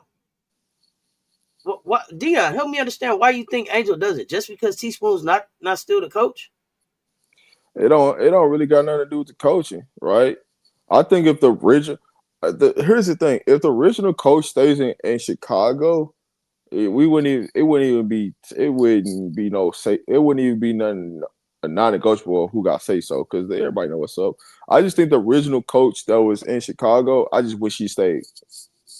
That's what I say. She got all the say so, man. She's the face of the franchise. You telling me she ain't got no say so? Come on, man. We gotta make this make sense. So then, why isn't Teaspoon still there? So, well, Dion. First of all, I didn't think that Teaspoon was gonna stick. I felt like Teaspoon was a filler type of coach until they found who they really wanted. Since the other coach had left out. So I don't even think the Teaspoon was ever really an option as a long-term coach. But I could be tripping. Teaspoon should even never had got the job, but it's because when the head coach, the original head coach, left and went to the men's side, that's the only reason why that job was offered. Like, come on. Y'all remember that there was only 2 applications that came in for that job. Like, nobody wanted to be the coach at Chicago. Yeah. No, nobody. It wasn't like they was like, who we gonna get? It was like Teaspoon and somebody else. So the minute that they got an opportunity to bring in somebody else, they were going to. Hey man, if you don't, bro, all right, hey man, Dion, appreciate your support. If you don't think Caitlin Clark got some control, listen. Do you not know where Indiana be playing at? That's Caitlin Clark control all over that. Oh, we gotta stop. Come on, man. What we doing, dog? It's just like what Asia at the Aces. If Asia say, "Hey, we need to go play a game in South Carolina," what the Aces doing? They going to go play in South Carolina. Yeah, like come on, man. Yeah. Like, what are we doing? Just like Angel, what they finna do? Go play a game in Louisiana? Yeah, like, man, what are we doing? Angel got control. Saying not yet. You saying not yet? You don't think that they had that power yet? Man, they got that power, dog. Oh yeah, no, Dion. They got it right now. They got it right now. Did you see them put 7? How many times they gonna play each other? Angel 5 times. For no reason. 5 times for no reason. Yeah. This is Angel and CC calling shots. Angel calling shots. CC calling shots. Asia calling shots. Nafisa calling shots. Stewie calling shots. Like they checking in with folks. I told y'all Clark got sides fired the minute they said Caitlin Clark. Yeah, they printed out sides paperwork. Hey, listen, you want to understand? Hey, all right, check this out. If you don't think, listen, okay, I get you, right? Do you not realize why Kennedy Clark ain't in? I mean, Kennedy is not in the league. It's because of Caitlin Clark, but she ain't calling no shots. Okay, man. Hey, watch out, man. Hey, you want to know who controlling something? Hey, if I can tell you that certain players ain't on the roster, I'm calling shots.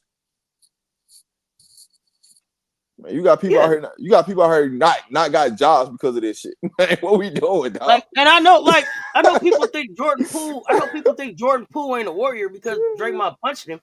But Jordan Poole got traded the minute he took that 3 and Steph was standing next to him. Go back to the playoffs.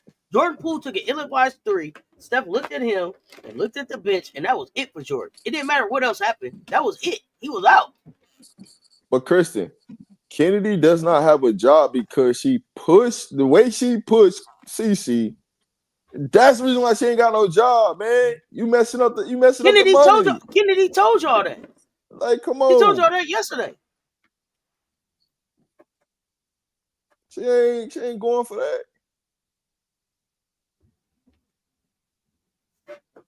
All right, so check this out.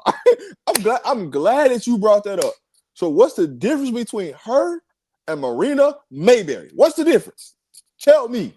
Because Marina Mayberry got the same background as her. So what's the difference? And guess what? Marina did the same thing to Caitlin Clark, damn near. So what's the difference? Rob, this wasn't Kennedy's first beef. That's what Dion's saying.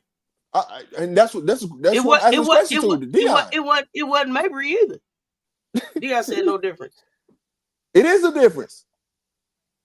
Kennedy, like, Mayberry still has a job. Kennedy doesn't.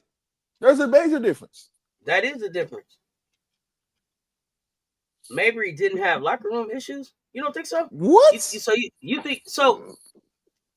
So remember when they were talking about all of the problems in the Chicago locker room because Mabry wanted to be traded and Mabry did. Yeah, no. Mabry was the one who was that wasn't causing that issues. Mabry or who was it? Thank you, Bree Wayne. Thank you, Bree Wayne. Yeah, there we go. Let's get to the root of the issue. Like, come on, man. Hey, listen. Mayberry had issues in Dallas. Why you think Dallas traded her? Hey, Mayberry's had issues everywhere she's went. So you saying no WNBA players speak up for Kennedy? Is that what you're saying, Dion? And don't no players speak up for Mayberry. Like, what we doing, man? Like, come on, man.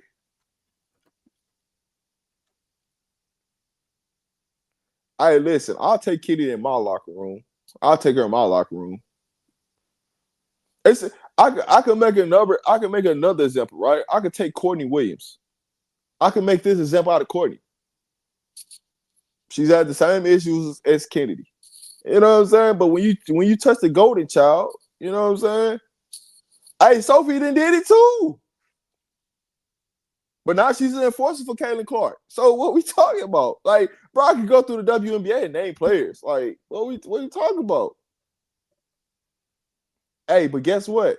All the players that like to fight and do all wild stuff, guess what?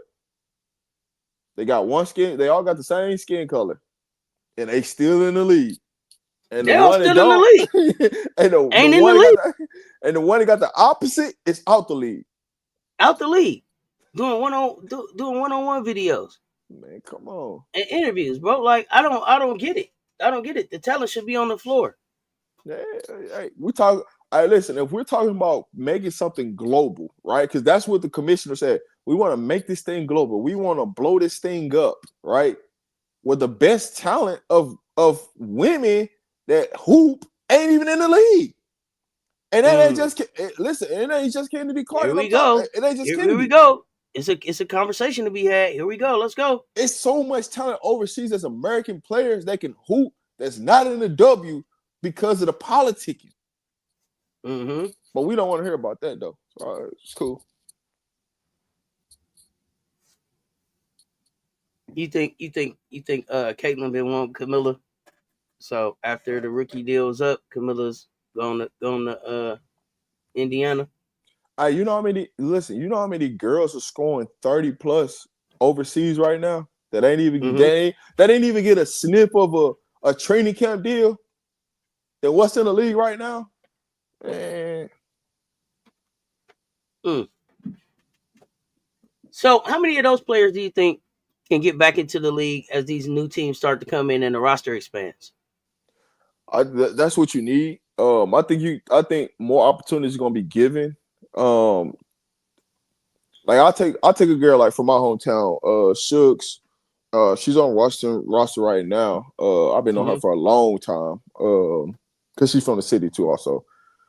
I just remember what she went through, right? She got cut her rookie year. She went overseas, she balled, bust her butt, got back, played with Phoenix, got cut, came back. It's just one of them things, man. It's a grind. But at the end of the day, the real reason why a lot of these girls not tripping about coming from overseas to back to the United States is because they're making way more money overseas than they are in the States. Like, what I'm coming back for? So it's like, do I really care about playing against the best girls in the world when I'm making way more money than them? And for all the stuff they got to do in America, it don't make sense. So, it's until they increase the money, I don't think you're going to see them girls come over. They would rather be in the United States. They would rather be around their family. They would rather be around their family during the holidays to hoop. But it's hard when, the money aspect don't add up. Man, listen. And then I don't know. I mean, it's a trade-off. It's a trade-off. When I listen to Stewie and them talk about going and playing overseas, it was a lot rougher. it was a lot rougher back when they was having to go, right, to be able to make the bag. Now you got FaceTime and video chats and TikTok, and they moving freely. The money is different, so it's not as hard, I guess, to go overseas. They What? talk about having to miss the playoffs and all. I mean, not the playoffs, like miss the holidays with their family and all of that. Yeah. But at Well, some point, I guess it becomes worth it, right? yeah, you know why it's a lot harder for them? It's because it's more finesse basketball in America. Overseas is a lot more physical. And so when you talk about the toll on your body of, traveling, and you gotta go Mm-hmm. play a physical brand of basketball, and then you will have riots breaking out during games, people fighting during games. Like you never know the environment that you walking into when you walk into an overseas game, depending on where you at. And you go to some of Mm-hmm. these, bro. If you on the wrong side of the team and you at a rival team, it's all chaos, like breaking out and that thing. You trying to make sure that you make it home safely. So I understand why a lot of American players don't want to do it, and that's why they pay you so much more for that reason. So it's more chaotic, but they pay you more, and you do miss a lot of holidays, family, and friends. So that's the trade off. Is it? Do you want to do it for the money or the love of the game, to make your family, have a, So it is what it is. Yeah. I mean, hey, yeah. What you want your check to look like? What you want that direct deposit to look like? Yeah. And then so when we look at like the money that an unrivaled type league offers, the $250,000. Hold on. Says pull up this comment. People want What's that one? Kenny. People want Kenny to Uh, apologize. Hey, listen. I said, here we go. Let's talk about it. Let's just be real. Why does she have to apologize to CC? That means everybody that's done something to CC should be apologizing, not just her, right? How about her own team? How about one of her teammates? A couple of them that did something to her. Should they be apologizing too? Don't just make it one side of who should be apologizing. Man, listen, it's cool. Hey, listen, So they shouldn't be apologizing at all. It's basketball, man. Get up, man. Go thank you. some nuts and let's ride.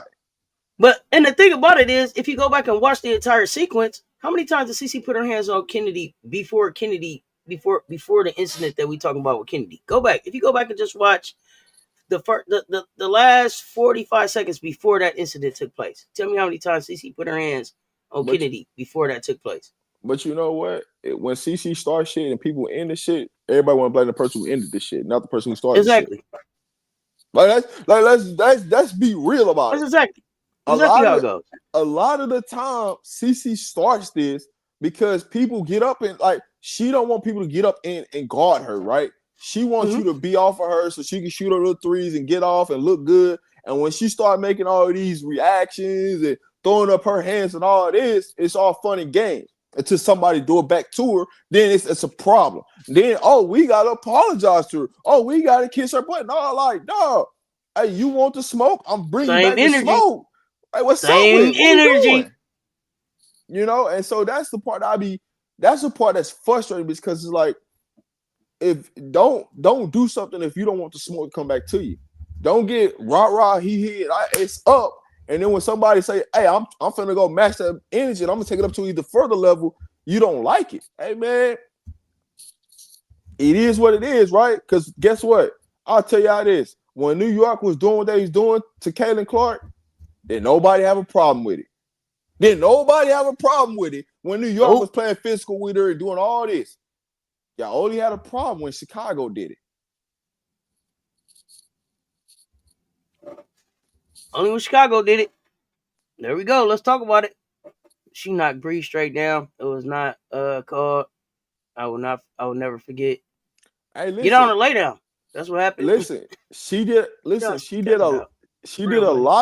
lot of stuff that she got away with that wasn't called. But when it was done to her, or when somebody got it to her face, then it's like, I didn't do nothing. Why are they doing this? Like, because you started it. You know what I'm saying? Then you start flopping. Like, come on, let's be real. You start flopping, they start doing craziness. Like, come on, Lith, don't. Bill talking about she hit Jordan Kennedy in the head, like that's above the neck contact. Yeah. They didn't call nothing. Nothing. Hey, man, they didn't go back and look at it. Hey, listen, they swept that up under the rug. Like, what we doing? You know what I'm saying? So They was like, that's basketball. Come on, play ball. Man, come on, man. What we doing? All right, but guess what? It's gonna happen again this year, and I promise you. Soon as the first incident happened, it depending on who the person is, it's gonna get swept under the rug. And when the next person do it, they're gonna try to punish the next person. It's gonna be nasty work agenda that's gonna happen. And so guess what? You know what Indiana got smart doing? Hey, don't bring up the basketball, Caitlin. Let somebody else bring up the basketball, Clayton, so you can run off screens. Why do you think they started letting her bring up the basketball? That wasn't for no reason. That was design. Make an adjustment. That she was getting punished bringing up the basketball. Because that's what Indiana was complaining about. Because she bring up the basketball, people bumping her, and she can't. And she fragile because she wasn't lifting weights in college. She got to a grown person league where you got to lift weights, you got to do certain things that she didn't do in college, and they caught her with her. She lifting weights now.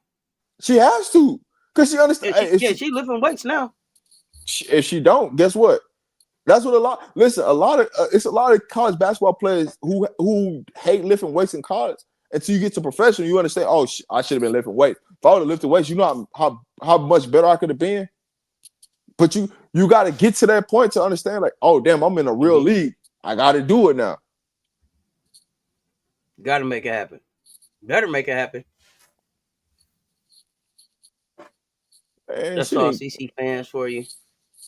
Listen, but you don't understand why people went after you because of you went out talking. The league bagged you up for it, and they pushed your face to be the front and center of the WNBA. So what do you think gonna happen to you?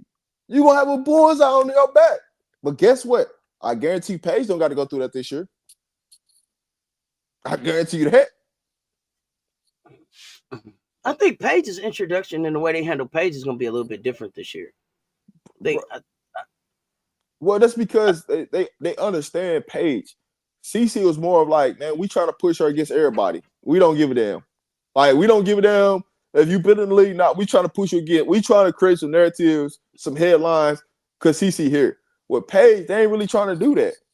But that's because Paige also ain't gonna let you do that. Paige has a platform. Paige get out there and talk. Paige gonna open her mouth up.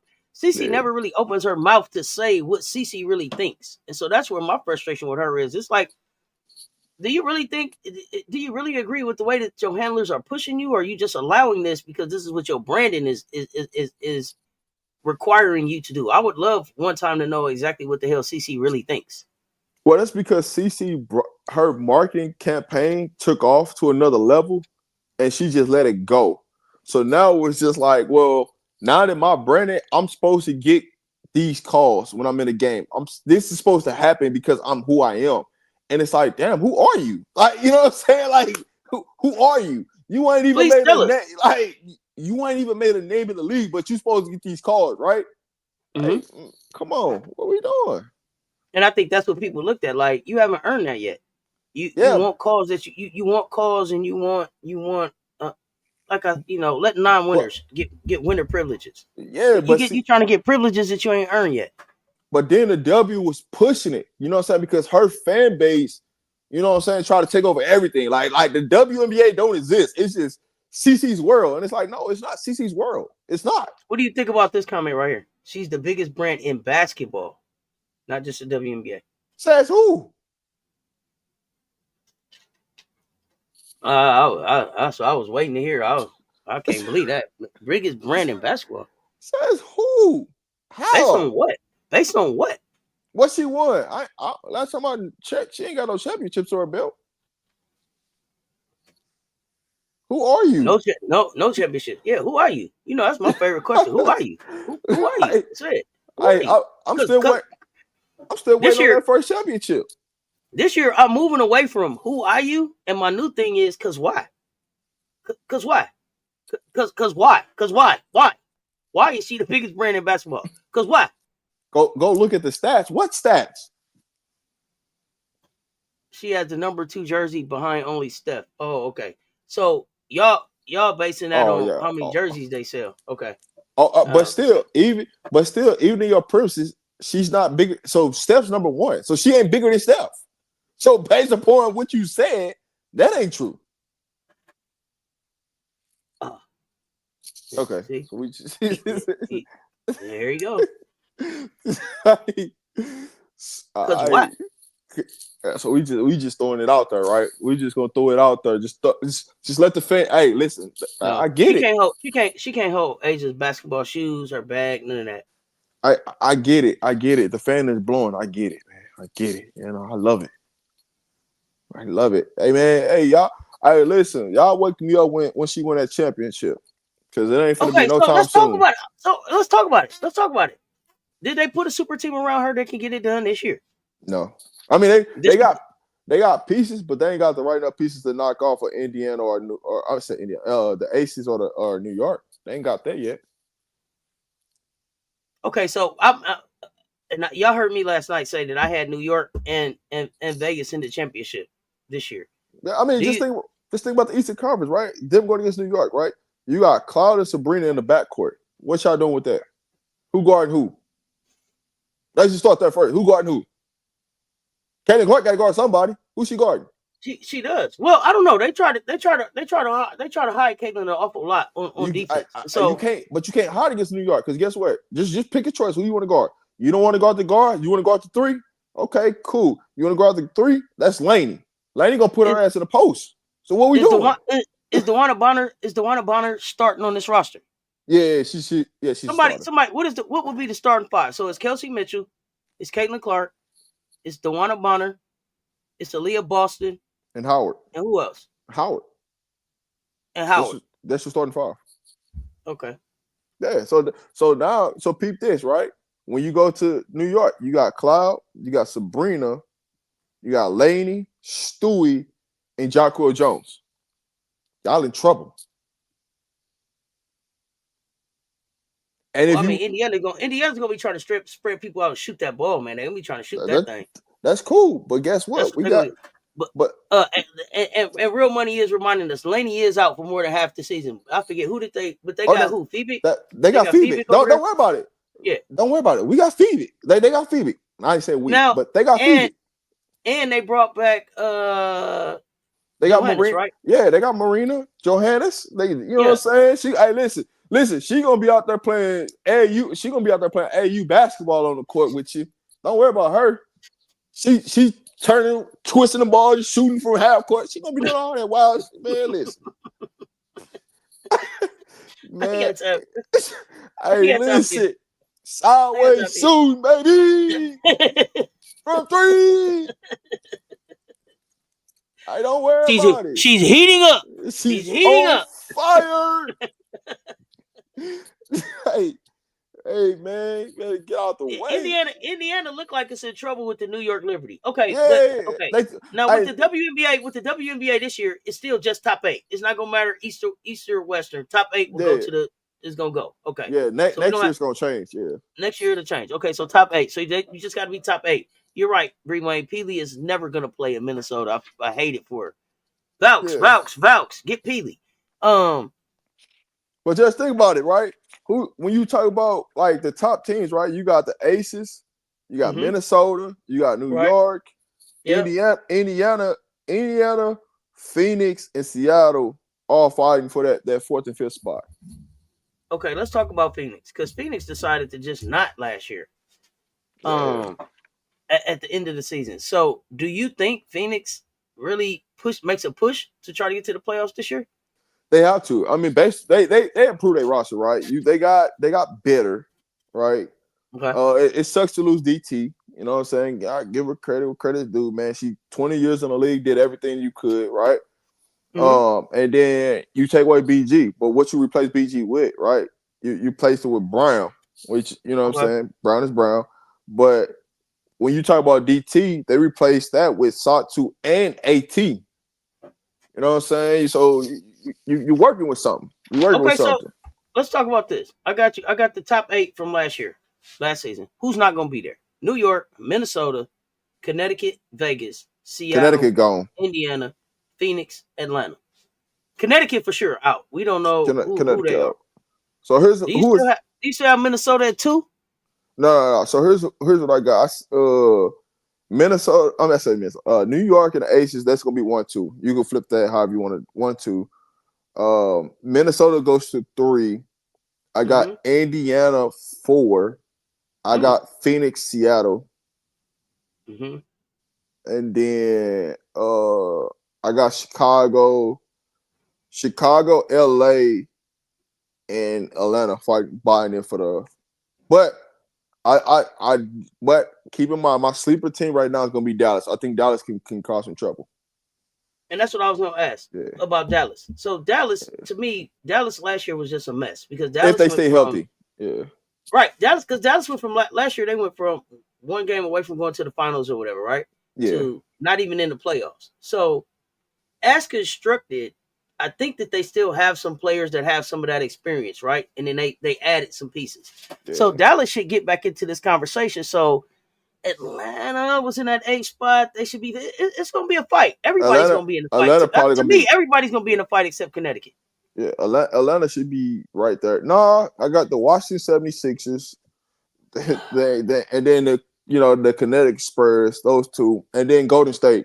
Those are my 3 bottom teams. Let me say this about these Washington 76ers you keep talking about. They got I got a soft spot in my heart for them because when the season started last year, we thought what, y'all? Tell Rob, what did we thought? We thought Washington was gonna do what?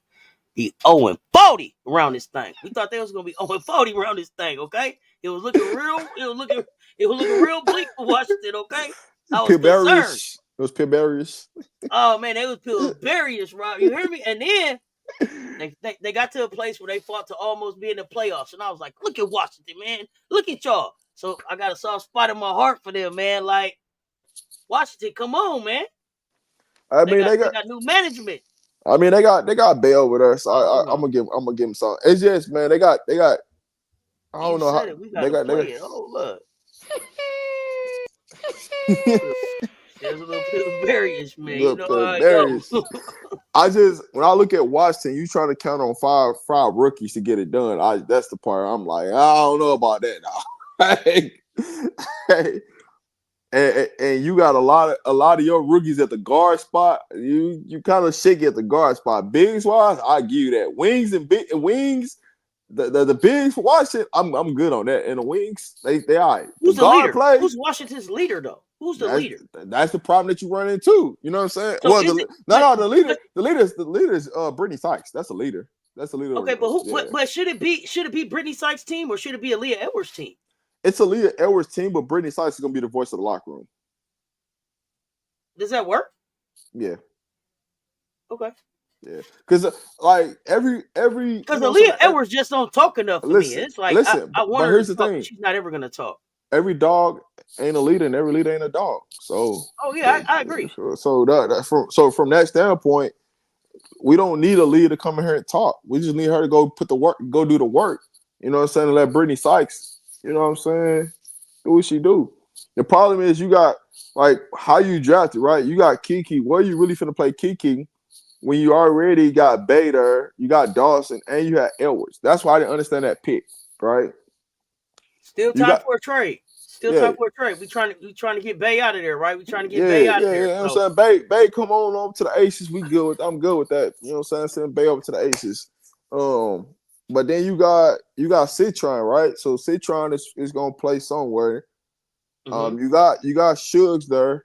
You know what I'm saying? Mm-hmm. Then you went and drafted Zay. You drafted Amors, and you drafted Lucy Olsen. Lucy Olsen is a shooter. You need shooting, so I think that might help her. But it's just I don't know what they doing. Yeah, I just don't know. All right. Low key, Suggs is a leader too. People sleep on her. You know what I'm saying? She a leader.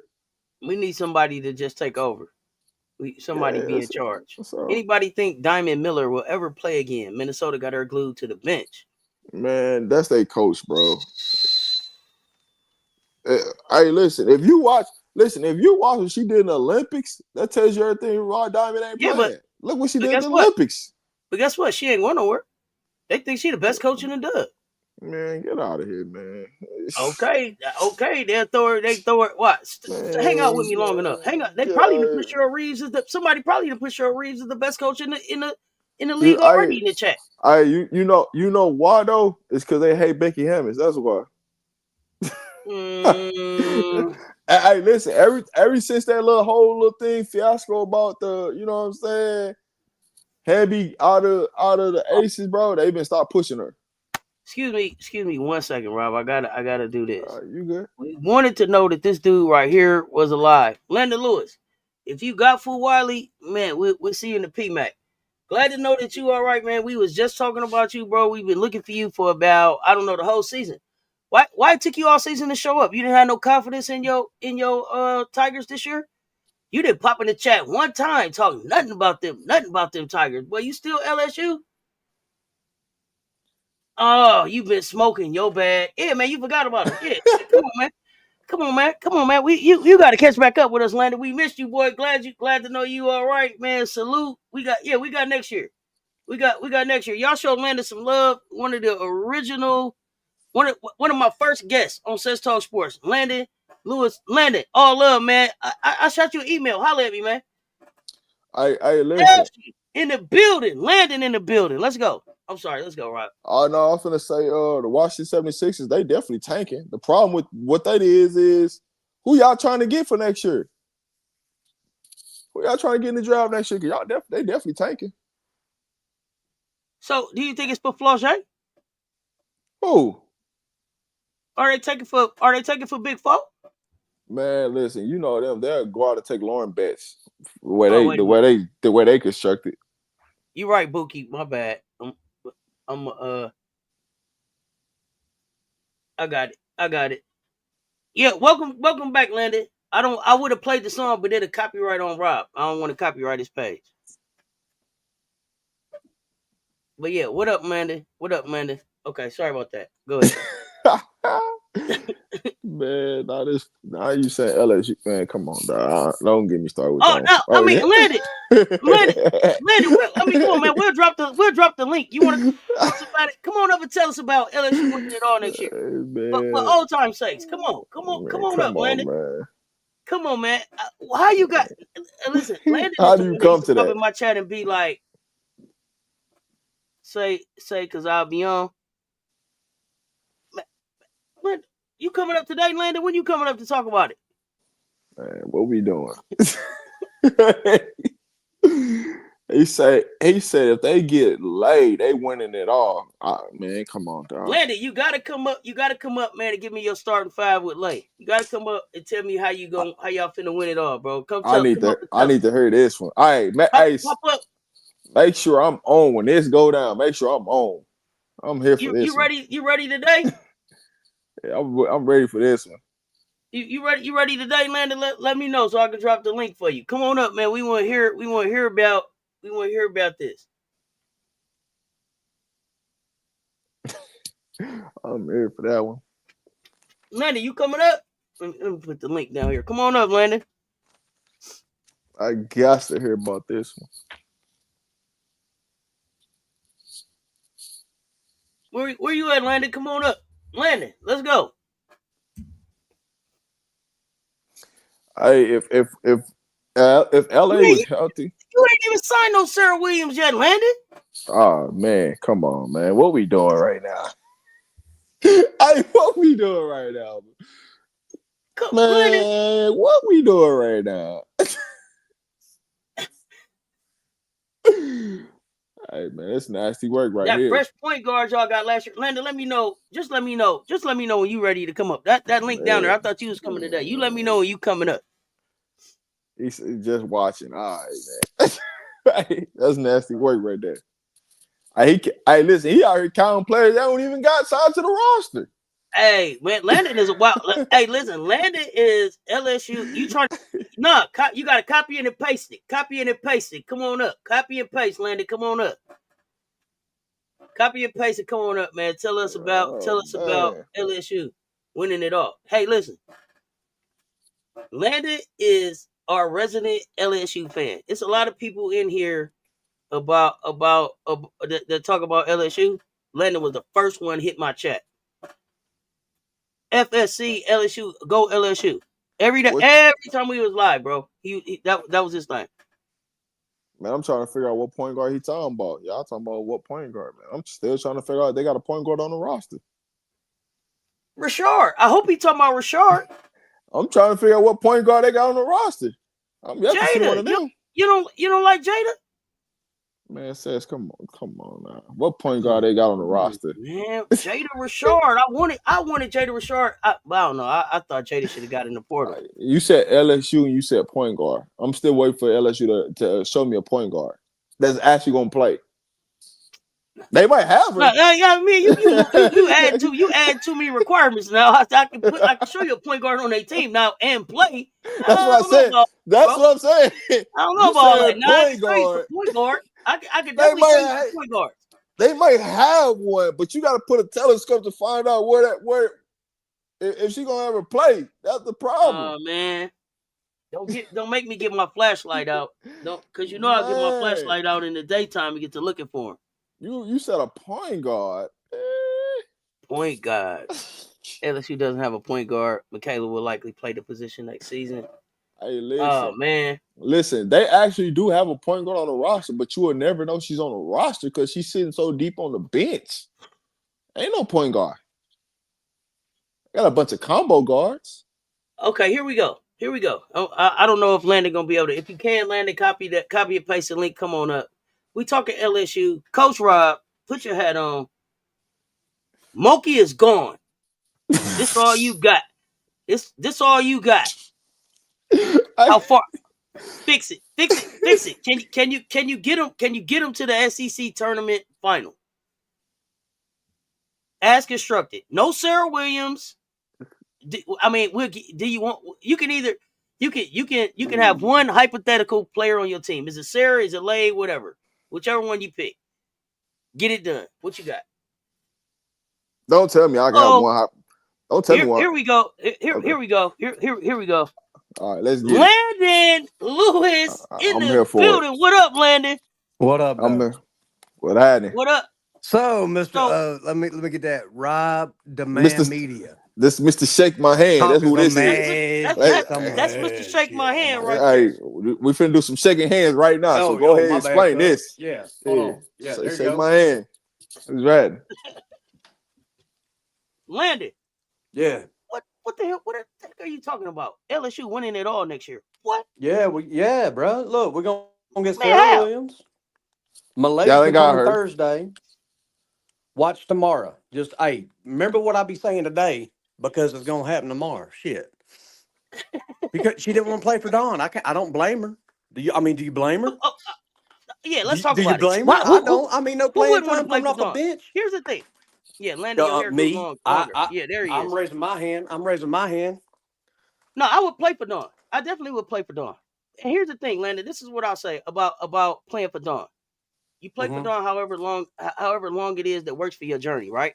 If her journey is over with Dawn, I don't have no problem with that. I don't even have a problem with Lake going to LSU. But what I need for you to tell me is, without Sarah Williams, because you don't have her yet, tell me your 5 starters. You are counting eggs before they hatch. Without Williams. Without Williams, I'll give you Lay, but I'm not gonna give you 2 hypotheticals, man. Okay. Somebody paperwork got to be done so now. I'll take Lay. I got Rashad, Jada, either point, or she'll probably point half the time. And Michaela will probably point the other half. Flage. Then that big, we got Amana Jr. or some shit. I don't know. She's a bench player, is what she is, to be honest.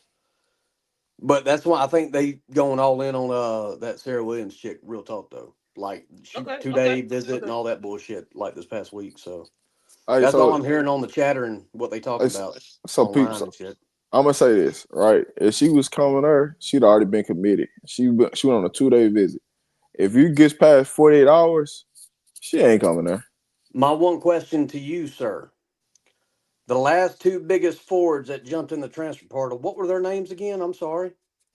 Can you refresh my memory? Oh, yeah, that's right. It was Angel Reese and motherfucking Anissa Morrow. What happened to them, by the way? Oh, they came to my school and glowed up and fucking got drafted in the first round, even though Reese can't do shit in the dub. So tell me this. Is that what Cobalt gonna do? I don't know. You gotta have that same. I'm trying to get you. I'm trying to get you to explain something to me about this LSU roster because I'm missing something about this roster. Here it is. Yeah, you are, because our freshman class is pretty fucking great too. So last year we Are signed y'all one gonna play freshman them? point guard. Are y'all gonna play the freshmen? Are y'all gonna play the freshmen?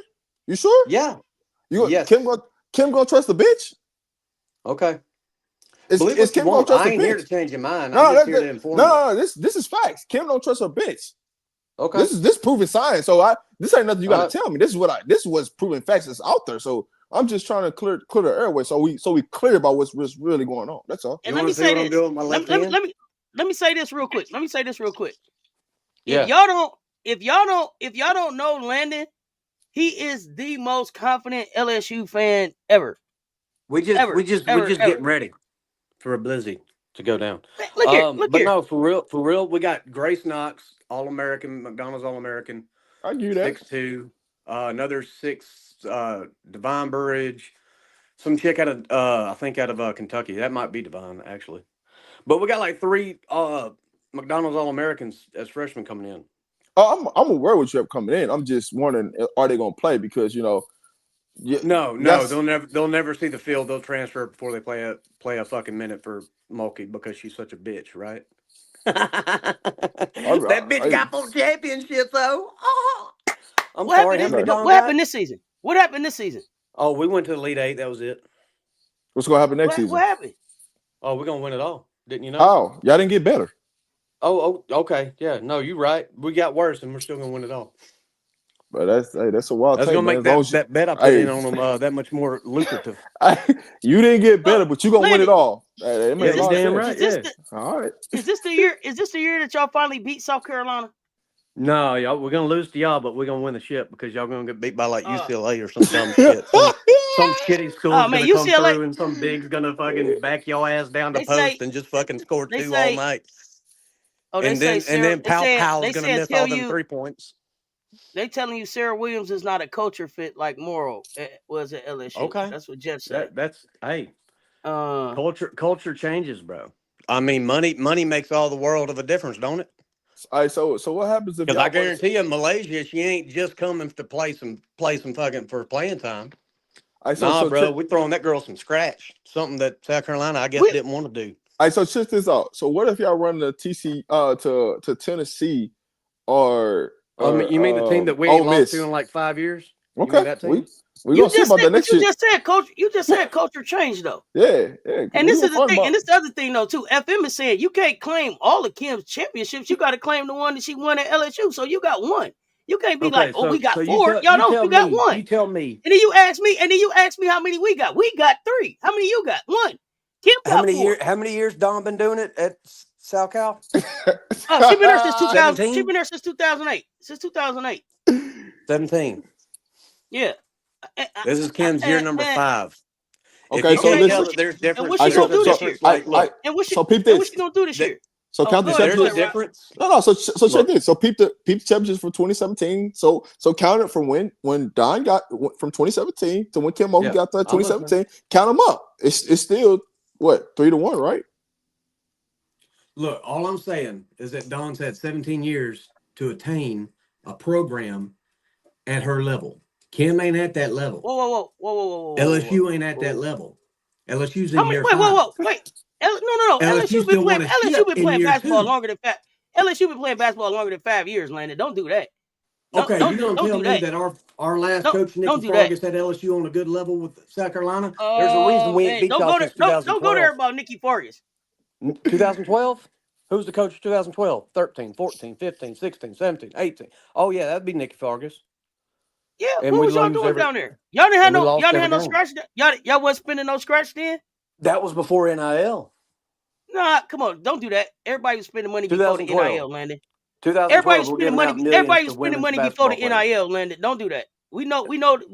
Hey, this is why he's Mr. Shake My Hand. Shake my hand to get the envelope. Football and y'all lose like children when y'all played us. Now you want to talk? See, Landon, we got to stay. We talking women. We talking women's hoops here. We talking women's hoops. Hey, you always want to go down to. You always now see. Next thing you gonna be talking to me about softball. I listen. Talking to me about softball and baseball and all that. Do you really want to go down the football road? I'm here for it. Do you really want to go down the football road? What are you, Florida State or some junk? Nah, but do you really want to go? Because I mean, y'all did lose, some people because them envelopes didn't get passed. So I mean, we can go there if we want to go. Please make my day. We can go there. Say some envelopes didn't get passed. Here we go. Hey man, I'm here for it, man. Whatever you want to talk about, let's do it. Look, real talk though, like the roster LSU's putting together for this coming year. I was surprised, being honest here, that Miracle Shepherd got in the portal, that Samaya Smith is getting paid $400K to play for Virginia. Yeah, well, that's a pipeline now. Virginia going straight to Toronto. Well, look, all I'm saying is I believe with our freshmen and who we're getting in the portal, we should do no worse than a Final Four with next year's team. That's just what I believe. Okay. That's like legit serious. Like I'd put money on it. Like now, is that with no Sarah Williams and no Lay coming in? That's right now as is. Right now without Lay and Sarah Williams, no Sarah Williams as constructed right now. You got y'all we're going Elite Eight Final Four at worst. Woo. Okay. Hey, you tell me. Hey, okay, look, hashtag. We gonna clip it. Hashtag clip it. Hashtag Landon Elite 8 for me, so we can clip it. Y'all know Landon comes on the show. Landon, I'm glad to see you, man. I was worried about you. I was gonna put an APB out on you, man. I'm glad to see you. It's all love. So man, I got a pay raise and about to move out and just been good. Token hella green. That's what I'm talking about. Because the last time I talked to you, bro, the storm had came through there, and you were getting the fences and stuff back together. Last time you came through. Yeah. So Leia Sarah Williams taking y'all to the Natty. I'll stop through this season. Come holler at everybody and fucking tell y'all suck and my team's better than y'all's and y'all. Yeah, man, we are looking forward to being able to celebrate on you again. I gotta talk shit to Ashy Knuckles. Ashy in the building. Hands. It was me and Ashy on that first little talk thing. Landon, do you agree with Kim Mulkey's scheduling?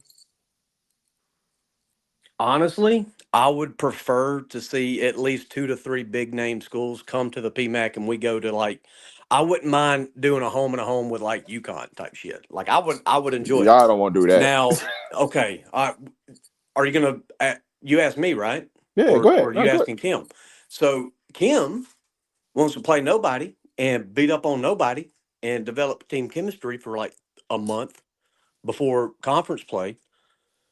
And that's how she's won 4 championships. And who the fuck am I that's never played women's basketball going to sit here and tell some 60-year-old coach how to schedule teams, when she's apparently, if it ain't a good strategy, it's one that's proven to be a winner every now and again. So I can't be mad at it. You know what I'm saying? I don't like it. Besides UConn, who else you want to play? Besides UConn, who else you want on the schedule? The big West and East Coast schools, the ones we don't play. Maybe UCLA, Iowa, USC, Iowa. I would love to see a 5-year home and home with Iowa. Just a fucking dog dirty, beat the shit out of them fucking little dirty bastards. But that's just me. Wait, we want to see some good games though. Wait a minute. I just want You just want to keep beating up on Iowa because you won a national championship on them, man. Wait a minute. Caleb Clark there night. You just so what? It's Iowa. It's Iowa. I don't care. It's Iowa. You can't act like that, Ashley. See, Ashley Lindy, you can't act like that. Ashley's in the chat. Ashley's in the chat saying stop lying. Hey, man, my goodness. He don't want Creighton. He want Iowa. Who else? Who else is good? So Stamp, no. No. UCLA, are they losing bets? No, and they're getting Sienna bets, so they'll have the Bet sisters there. Oh, so scary. Hey, so look, do you watch AAU hoops? Do you keep up with the AAU hoops, or do you only start at college?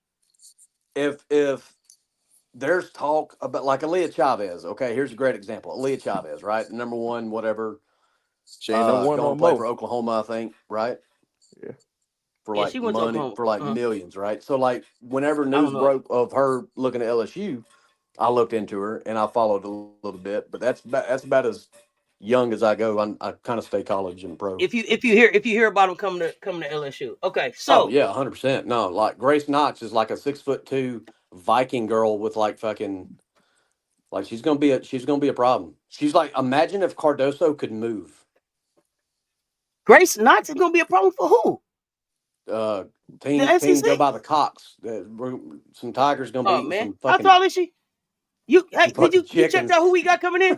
You must have checked out who we must have checked out who we got coming in. Y'all get somebody else that is not as good. Who did you say? Sounds like y'all got somebody else that's not as good. Oh man, we loaded up over here, but we ain't got to worry about us. We're not the defending champs right now. Y'all got to worry about UConn. Oh, well, I know that. I remember y'all losing. That was a good day. Yeah. But you know what? I cracked open a bottle of bourbon that day. Man, we was looking for you in the chat. Fucking lost. Man, I was so happy. I knew there was people crying, and that made my heart. That made my heart jump for joy. We figured you had already moved on to baseball.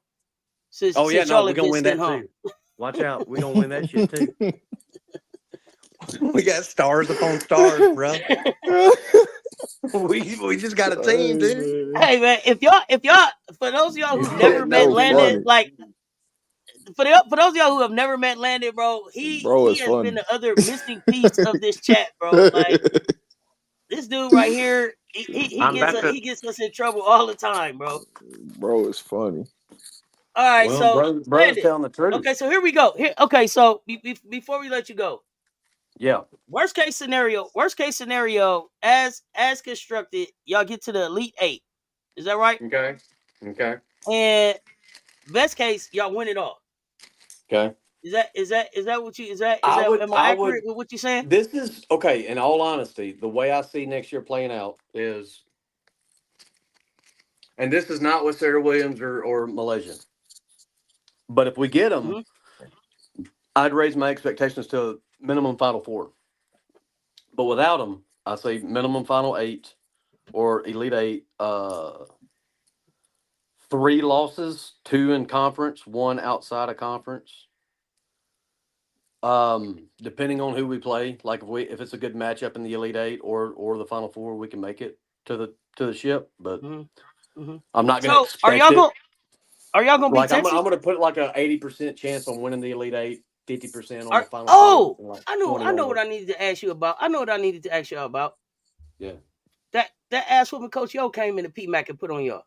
Remember? Coach Yo. That was a good day for me. Yeah, Ole Miss. Yeah, I don't talk about them. Y'all gonna beat them this year? Anissa had a bad game. Are y'all gonna beat Ole Miss this year? No, we're gonna lose to everybody. Yeah, I know. That's what I'm talking about. Now, here we go. Now we being honest. Here we go. Didn't you know we have no chance? Landon, we walking y'all down in football too. All I'm saying is that we got a better team than all of y'all motherfuckers, and we're just gonna whoop y'all's ass. That's all Landon, I'm saying. Are you serious? Are you serious? Bro, you ain't took your medicine yet today. Bro. I haven't stopped. What are you talking about? That's the problem. Over medicated, bro. Probably. Over medicated, bro. Oh no, hey, man. Well, we're trying. We're working at it. Yeah, Landon, y'all didn't know that Landon was in the 1, 2, 3 go club. Yes, Landon is truly 1, 2, 3 go. Oh, I'm like the shadow president of that bitch. You just don't even know. Oh man, y'all don't know. And he's always around. Look. Yeah, these little California. Man, here we go.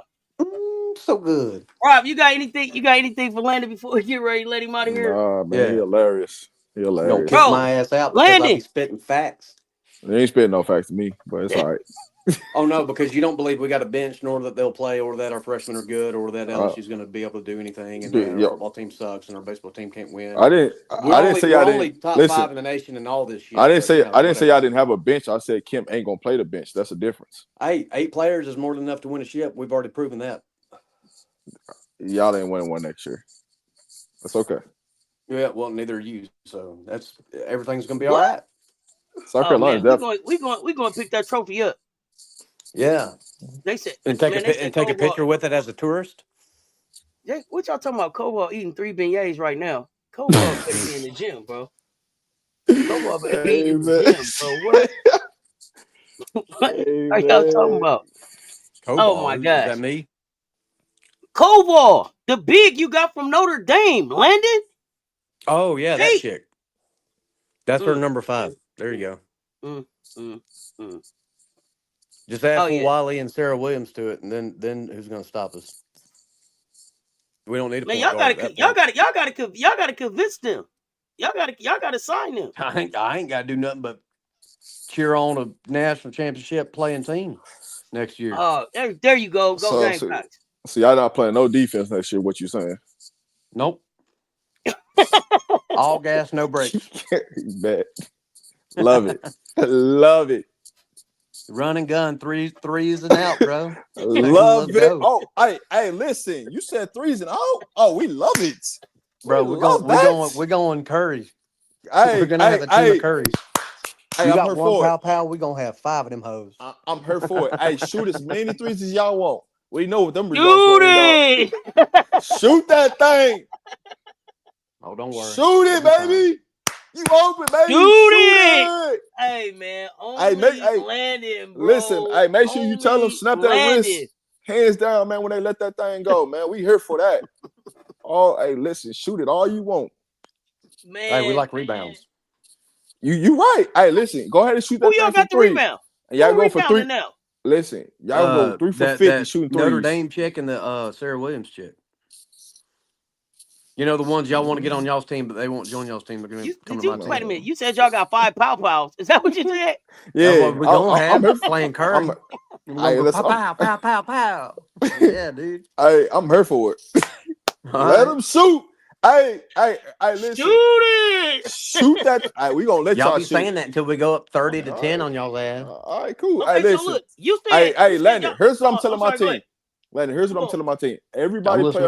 Everybody play underneath the 3-point line. Let them shoot. We're going to see how many they can make. Go 3 for 50 and see what happens to you. We're going to stay on the 3-point line. 3 for 50? We're going to let y'all shoot it up. Shoot the club up. Okay. All right. We'll bring our gas. Shoot it. I got you. I got you, Rob the man. All right, look, I'll next time you go live, I'll hit you. I'll get back on. I'll put on that bell thing. We looking forward to it, man. We glad you back. Glad that you all right, man. Good to see you back around. Yeah. I'm gonna email you a link. We're gonna have you pull up in the Discord so we can really get on your head. We're gonna have you pull up in the Discord. Yeah, I'll throw fucking. Ooh, I'm gonna upset some people. Yeah, we know. I'm gonna hurt some feelings. You ain't gonna hurt no feelings. It's gonna be fun. I can't wait. I'm glad you all right, man. I'm gonna be that friend. Tell you how it is, not fucking how you want it to be. Exactly. That's why we keep you around. Landon is fun, man. Go back and check out Landon and Ashley were my first live guests on the show ever. Oh, Ashley, Knuckles looking like a ghost. They was the first ones that was like, "Cess, we'll do it with you." I thought he was cosplaying as Casper. Nope. We gonna have that. We gonna, and that's another thing. We gonna get you and Ashley back up here. All of this was Ashley. Bro, he told Ashley. Landon came up here in the dark. Landon cut the light on. Ashley told him, cut that light off. Ashley told him, take that hat off. Man, y'all go back and watch it. It was funny. It was like 2 years ago. Almost, man. Yeah, it was like a year and a half, 2 years ago, I think. Year and a half, yeah. Landon, I appreciate you pulling up with us, man. Next time I'm live, all right. We'll drop the link. I'll email you the link for the Discord. Thank you, sir. All right, bet. See y'all. All right. Yeah. All right. Man, Landon Lewis. That man, let them shoot. Go ahead, bro. Shoot it. Shoot that thing. I wish I come out game. Y'all, okay. Y'all want to shoot threes all day? Go right ahead, man. Make my day. We ain't got to play no defense. Can anybody tell me, do the Chicago Sky have a 2026 first round pick? Man, that's something you could have Googled, honestly. I thought they got their 2026 pick back with the trade. Hey, listen, a lot of people gonna value them 26 picks. Them 26 and 27 picks are gonna be valued like crazy. Ain't nobody trying to come up off them things. You'll be a dang fool. Well, I mean, I had a real 27 and maybe 28 too. Yeah, the next 3 drafts is gonna be loaded. It's gonna be loaded with talent. So yeah, there's gonna be some work to be done for sure. You come off one of them picks, you got to be crazy. You got to be getting a superstar player. You got Juju, Hannah, shit. Man, you got everybody coming out in the next 3 drafts. And it looked like the Sky should pick like at least once in the first round and at least once in the second round. They already are projecting still Olivia Miles to Chicago. Man. And they are projecting Betts to the Valks, Latson to the Sparks, Fudd to the Wings, Okot to the Tempo. I bet that draft don't go that way. They got Flaugier at 6 to the Mystics. Remember somebody said what they take it for? And I said Flaugier. I bet that draft don't go that way. Oh no, I agree. I bet 100 on that one. That draft don't go that way. This that way too early. So they got Barker to the Dream. They got Watkins to the Mercury. Hold on. Listen, even with them way too early, they still ain't got it right. But go ahead, keep going. I want to hear this. Start back over from number 1. I just want to hear the foolery they got going on one more time. First round. I'm gonna run through the first round. So round 1, Betts to Golden State, Chicago Sky, Olivia Miles, LA Sparks to Nia Latson, Dallas Wings, AZ Fudd, Toronto Tempo, Medina Okot, Washington Mystics, Flaugier Johnson, Atlanta Dream, Janiah Barker, Phoenix Mercury, Ashlyn Watkins, Indiana Fever, Gianna Neatkins, Seattle Storm, Ayanna Patterson, Las Vegas Aces, Ashlyn Jackson, Connecticut Sun, Sarah Williams, Minnesota Lynx, Kiki Rice, New York Liberty, Charlize Lager Walker. Now, timeout. So they got Kiki going in the first round. Kiki Rice, yeah. Okay. Man, I'm trying to figure out who watching basketball or not. Okay, so let's talk about the second round. Let's see what's going on in the second round. It sounds like a whole bunch of wings and forwards going in that first round. No guards really being picked. Okay, so let's go to the second round. Oh, they didn't even go through the whole second round. They gave the first 3 picks. Kits to Valkyrie, Gardner to the Sky, and Raven to the Sparks. Oh yeah, man. That's somebody that ain't did their homework, their research. Yeah. They could just throw that list out the window. So basically it's a best or bust, huh? So what I tell you? So you know what I'm saying? The Washington 76ers, they're tanking for bets, right? That's what they're saying. Okay. So here's the thing. Should teams right now be trying to get Betts or put themselves in a position to get a Juju? The Juju, hands down. So do you tank 2 years in a row?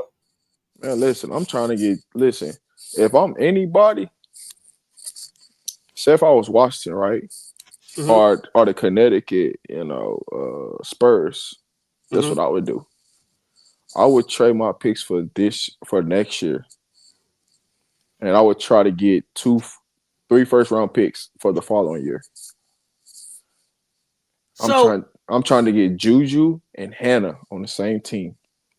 Okay. The following year. Okay. Now, do you think it's a done deal that Juju Watkins is an LA Spark? No. Oh, so you think she could play someplace else other than home? Yeah, but you gotta think about it. LA has to tank to get her. Okay, but this is why I was asking. Because would they have to tank, or they could trade for it, but what they would give it up? Are we going to see the first time where somebody just says, like, "Hey, if you draft me, I'm not signing"? It don't matter. Where's the Sparks picking it? Because just because you said that, you're gonna get picked. Because you gotta think about it. It's the CBA gonna change a lot of that though, because say you're not going somewhere, you the first pick, that money might change dramatically from first pick to second pick to third pick to fourth pick. Okay, just for fun. Yeah. Let's look at the first 9 picks. The first 9 picks of 27. Mm-hmm. Okay. They got Toronto Tempo, Juju Watkins. She ain't going there, but Washington Mystics, Michaela Williams. Connecticut Sun, Madison Booker. Golden State Valkyries, Zhang, the 7'3" center from Chicago. I call her Z squared. 5, the Chicago Sky, Aaliyah Del Rosario. What? Bro, what? Okay. All right. Go ahead. Okay, listen. Hey, no. Hey, you know what? I take that back because she is at Vanderbilt, so they might get her stock back. So let me hold that comment back. Yeah. What I'm thinking there is, if you bringing in Del Rosario, is that to back up Camilla, or are you expecting Camilla to leave? Or Angel to leave? But Angel likes ADR, so that's why I was thinking it would be Camilla out, and then you would see like Angel HBL ADR. But also, Angel likes to win, and if they ain't winning or getting in the playoffs, she gonna be one to be gone. So, I mean, and I think the same thing for Camilla. They both want to win. So, okay. 6, LA Sparks, Malaysia Fuwali. 7, Phoenix Mercury, Sierra Toomey. 8, Indiana Fever, Jaden Donovan, and all the way down at 9, Minnesota Lynx, Hannah Hidalgo. All right, so where the hell is Blake's at? Bro, this is what I'm talking about. What we doing? Where the hell is Blake's at? So Blake is the next year. Because Blake's is gonna come out with Joyce. Blake's was a freshman this year. So she'll be 28. 27. So, hold on. Somebody's missing though. Somebody's missing. I'm thinking about. Is it Camille Pierre? I don't know. Is that somebody's missing though. Tessa Johnson? It's somebody missing. I gave you Watkins, I gave you Williams, I gave you Booker, I gave you Fuwali, I gave you Hidalgo. Yeah, it's somebody missing though. I'm not thinking off the top of my head, but somebody's missing. Okay.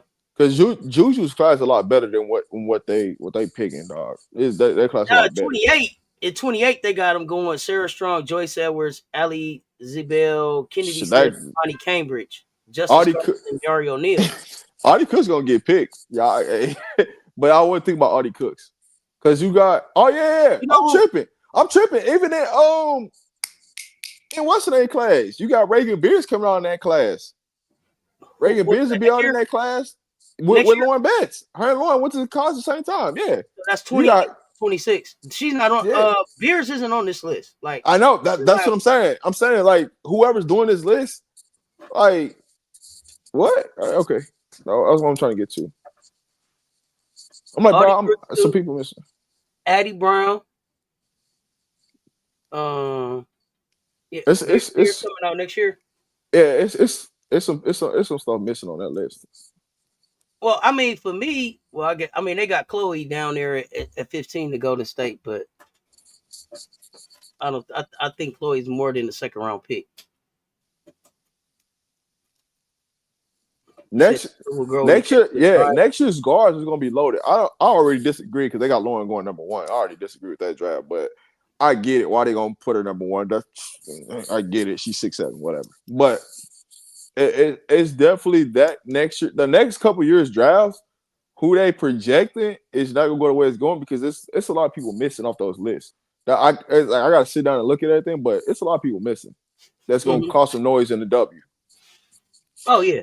You hope Ash stays. Ashley Watkins, where do you think she going? Or what have you heard? I don't know. It's definitely some players missing. So where do they have Foe going in 26? Number 6 to the Mystics.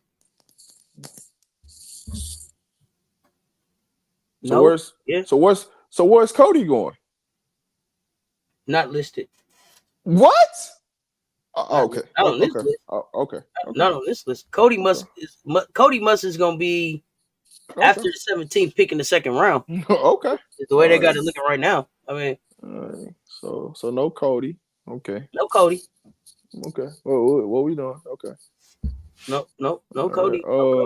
I'm just going through the list of people like teams wise, right? Man, that's interesting, dog. And then let me see if I can find another mock draft. Let me see. Yeah, that's Cody goes. Oh yeah, we know Cody gonna snatch change. I'm just talking about the way these listed is. They don't have Cody even listed. Let's see. Let's see somebody else's mock draft. That's interesting. Okay, here go another one. Lauren Betts 1, AZ 2, Miles 3, Blackson 4. I don't think Miles is going 3, but okay. Everybody got her going 3. Neepkin's 5, 2 or 3. Neepkin's 5, Ocott 6, Flau'jae 7, Ashlyn Jackson 8, Janiah Barker 9, Chloe Kitts 10, Charlize Lager Walker 11, Sarah Williams 12, Ashton Watkins 13, Raven Johnson 14. Still no Cody. I don't know. They sleeping on Cody and no Reagan Beers either. So I don't know if that's all this. Yeah, this is some nasty work agendas going on. Oh wait, let me see. They were saying something about Reagan Beers. Let me go back real quick. Bottom.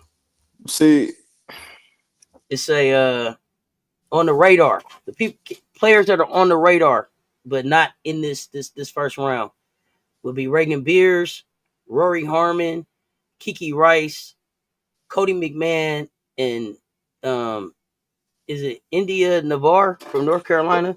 See, right? So Reagan Harmon should definitely be in the first round. Cody should be in the first round. You think Rory's gonna go first round? Yeah, she should be first round. As long as she don't mess up. Yeah, she should. You think she gonna stick? Depending on the team that dropped her. Mm-hmm. And then you add on 2 more teams, so she should stick. And the rosters will go to 15 at that point, so she should stick. Even with the players we was talking about trying to get back in, see, that's the thing that I worry about these players trying to stick, is that it's those players that didn't get to stick in the WNBA before because it wasn't enough roster spots that have had a chance to go out and develop overseas and in other places that are going to come back and push some of these new players out of those spots. So, Rory was one of those, and Latson was one of those. Between the people trying to push back in and the international players, I'm like, dang man, are they gonna have a chance? Well, here's the thing though, is that nobody's really gonna have a contract next year, so you're gonna have the free agency of like players moving. So you got to first figure out who your veterans gonna be in your roster, because with them 2 teams coming in, you got to protect. You can only protect 6 people, right? So then they're gonna take a percentage of those people, whoever is not protected, and then 2, when you look at the free agency moves, are what veterans are moving to what teams, because that's gonna play a part. Like this. Rivals next season gonna play a key to who playing with who the following season, because now everybody can sign the extension on where they're going, because the new CBA should be kicked in, and you'll know how much money you're making more. So Rivals gonna play a key to everything next year. Oh, how these teams really move. So that's why I say it's so hard to tell, because you got to look at roster construction. Right now, when you look at roster constructions on some of these teams, it's nasty work. Like, what are y'all doing? Like, it ain't even a healthy balance for as talent. Like, some teams, y'all got a bunch of bigs with no guards. Y'all got a bunch of guards with no bigs. And some teams got a bunch of wings with no bigs, no guards. So it's a bunch of nasty work as far as roster construction going on in the W right now. So there's going to be some roster spots to be had. So, question. We were talking about Cody and Reagan, right? Yeah. If you're Cody McMahon, Reagan Beers, and you're looking around, you're not seeing your name on these mock draft boards. Is there something else that you need to be doing outside of basketball as far as building your brand, your narrative? Is that something your agent should be doing? Or you just don't even worry about that? Like, it's just people talking. It's people talking, because at the end of the day, you still got to hoop, right? But when you talk about taking a Lauren Betts number 1, why are you taking Lauren Betts? What has Lauren done? What has Lauren done over Reagan Beers, really? If you're really watching basketball, Lauren's probably been a little bit more consistent than Reagan, but it ain't by that much.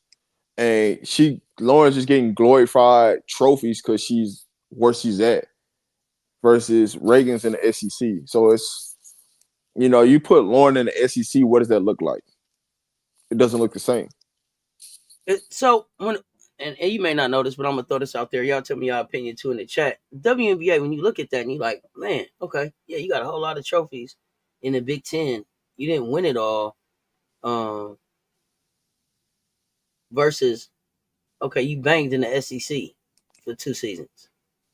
What's more valuable, or do they weigh the weight of the conference? Does that factor in I'll the say this: if Reagan never comes to SEC and she stays at Oregon State and plays in the Pac-12, whatever they want to call it, her stock is probably higher based upon she's not going up against more athletic kids, just like with Bears. She's not going against athletic kids on the end, like in and out basis in the Big Ten. Versus the SEC, you got more athletic bigs in the SEC, more stronger bigs in the SEC, and you don't have that in the Big Ten. So your game is going to look way better with you not being in that. But when you go up against competition, you see, you make best dribble 2 times. What happened? Mm-hmm. So you know what I'm saying. You can nitpick that. Then you look at Reagan Beers. Reagan Beers actually out there shooting jump shots. She's showing you that, hey, I can shoot an 18-footer. I can shoot a 22-footer from 3. I can go on the block and score. I can rebound. So that's what I'm saying. When you talk about the nature of games, like Reagan game translates more than Lauren game does. But Lauren is just 6'7", and you just look at, oh, I got 6'7". I can mold that into something. And it's like, if UCLA ain't helped her more her game and get better, what has Lauren done in college to get better than what she's done since day one? Yeah, Christian Michelle too. What's your point? I don't understand what you're saying with some SC players can't even make W rosters. I don't. Please help me understand what you. There's a lot of schools that can't make the W's. Like, it's just like everybody's not gonna make a roster because they came out of college and put their name into the league. Oh, you don't think the SEC is really all that? I think the SEC is the toughest conference out there. So, is there a conference tougher than the SEC that plays better quality basketball? Hey, listen, you could say that the SEC is really not that, but all the athletes are in the SEC. If you look at longevity of careers, the SEC players last longer in the W than anybody, right? You're gonna have your one-offs like people from Notre Dame, right? The guards. But in reality, the totality of things, they pick more SEC players than they pick anybody else in the draft. Yeah. Okay. Yeah, I was just wondering. Yeah. Okay. What you meant there? So yeah, I'm looking at these leagues and the conferences and these players. Emily, she's fine. She's fine. Emily, don't snipe her. Don't snipe her. Let her ride. We appreciate the engagement.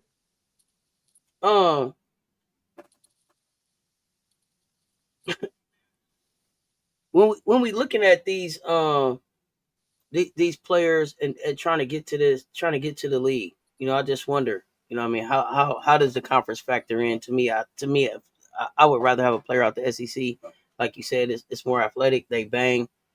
I noticed that even the players who come in, like Oklahoma, wasn't as prepared to bang with the SEC this year.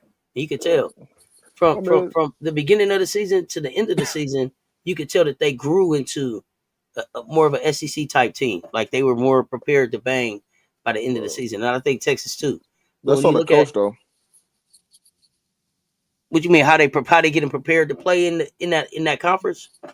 You can't prepare for something that you don't know. Oh yeah. I agree, and that's why I say by the end of the season they look more like an SEC team. At the beginning of the season, I told you I didn't want to hear nothing about Texas or Oklahoma. They're not SEC tested. Yeah, and the reason why I'm saying it's on the coaches is because coaches just don't know. Well, now when you look at the portal, Vic should have knew. Yeah, I'm not talking about Vic. I'm talking about Oklahoma coach, right? What did Oklahoma do? She got rid of them players, and get what she bring in? She brought us some people that she understands and know how to play. Like, hey, it's gonna be a little bit more physical over here. So that's adjusting to, hey, I know this, right? And so one of my kids is going to Oklahoma, that I know from Colorado. She's going to Oklahoma. The one thing I hope and pray that they do is put her in the weight room, because she's a more skinnier wing player. That plays with a motor, but I hope that they put some weight on her for the physicality when she gets to conference play. That's my thing for it. So, them coming in June, putting them on a weight program to get their bodies right. That's the biggest thing for me. Yeah, and the coach, you're right, Lil. She did say she had to adjust to the physicality of it. Yeah, the speed. I listen, and that's why when people like the SEC is not this, not that. Like, well, who's always standing at the end? It's an SEC team because they're bigger, faster, stronger in the SEC. So that's why a lot of teams. That's why a lot of people don't want to schedule SEC teams because they know what it is. So it's good to skip. That's the part that don't make sense to me, though. I didn't mean to cut you off. Yeah. If you trying to get to a championship, if you're trying to get to the national championship, you're more than likely gonna have to go through some type of SEC team at some point to get to that natty. Why wouldn't you want that experience earlier in the season than to be running into it for the first time when you get to the tournament or whatever? That's just ass backwards to me. Like, think about the teams, right? If you look at a Notre Dame, do you really think they wanted that smoke? Not really. You look at UConn. But do you really want the national championship though? Yeah, but be honest with yourself. It's only 6 teams that's fighting for a national championship year in, year out. Let's be real. Yeah. Oh well, you know me. I don't even. Yeah. So when you talk about who's really in a fight for a championship, are these people really playing for a championship, or they just out here, politicking like they playing for a championship? There's a lot of politicking going on. Like, they want to fight for a championship, but they ain't really out here trying to fight for no championship. Because if you did, you'd be doing things a lot different. So, you got to do enough to keep the boosters invested. For real. But that's the politicking. Yeah, it is the same dang teams. That's what I'm saying. I agree. It's the ones. That's why you got to understand when you looking at the landscape of basketball, we should have way more exciting games and better matchups for non-conference. We don't, because it's only 6 teams fighting for a national championship. So ain't no 6 teams fighting for a national championship. Do they really want to play against each other before they get to there? Oh yeah, some of us do. Some of us do, but some of them don't. You know what I'm saying? Because think about it, right?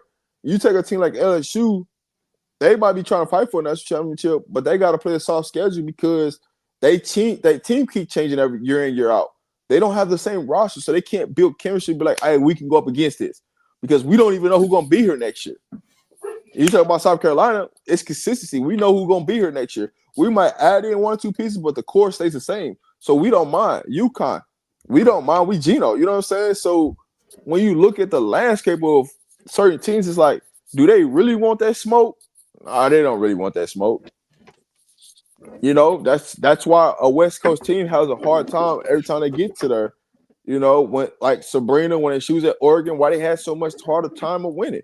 Because they didn't want to play the competition that helped them get over the hump.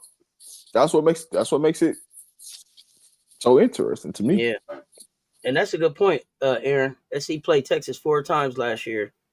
They lost 3 of them times, but they still made it to the Final Four.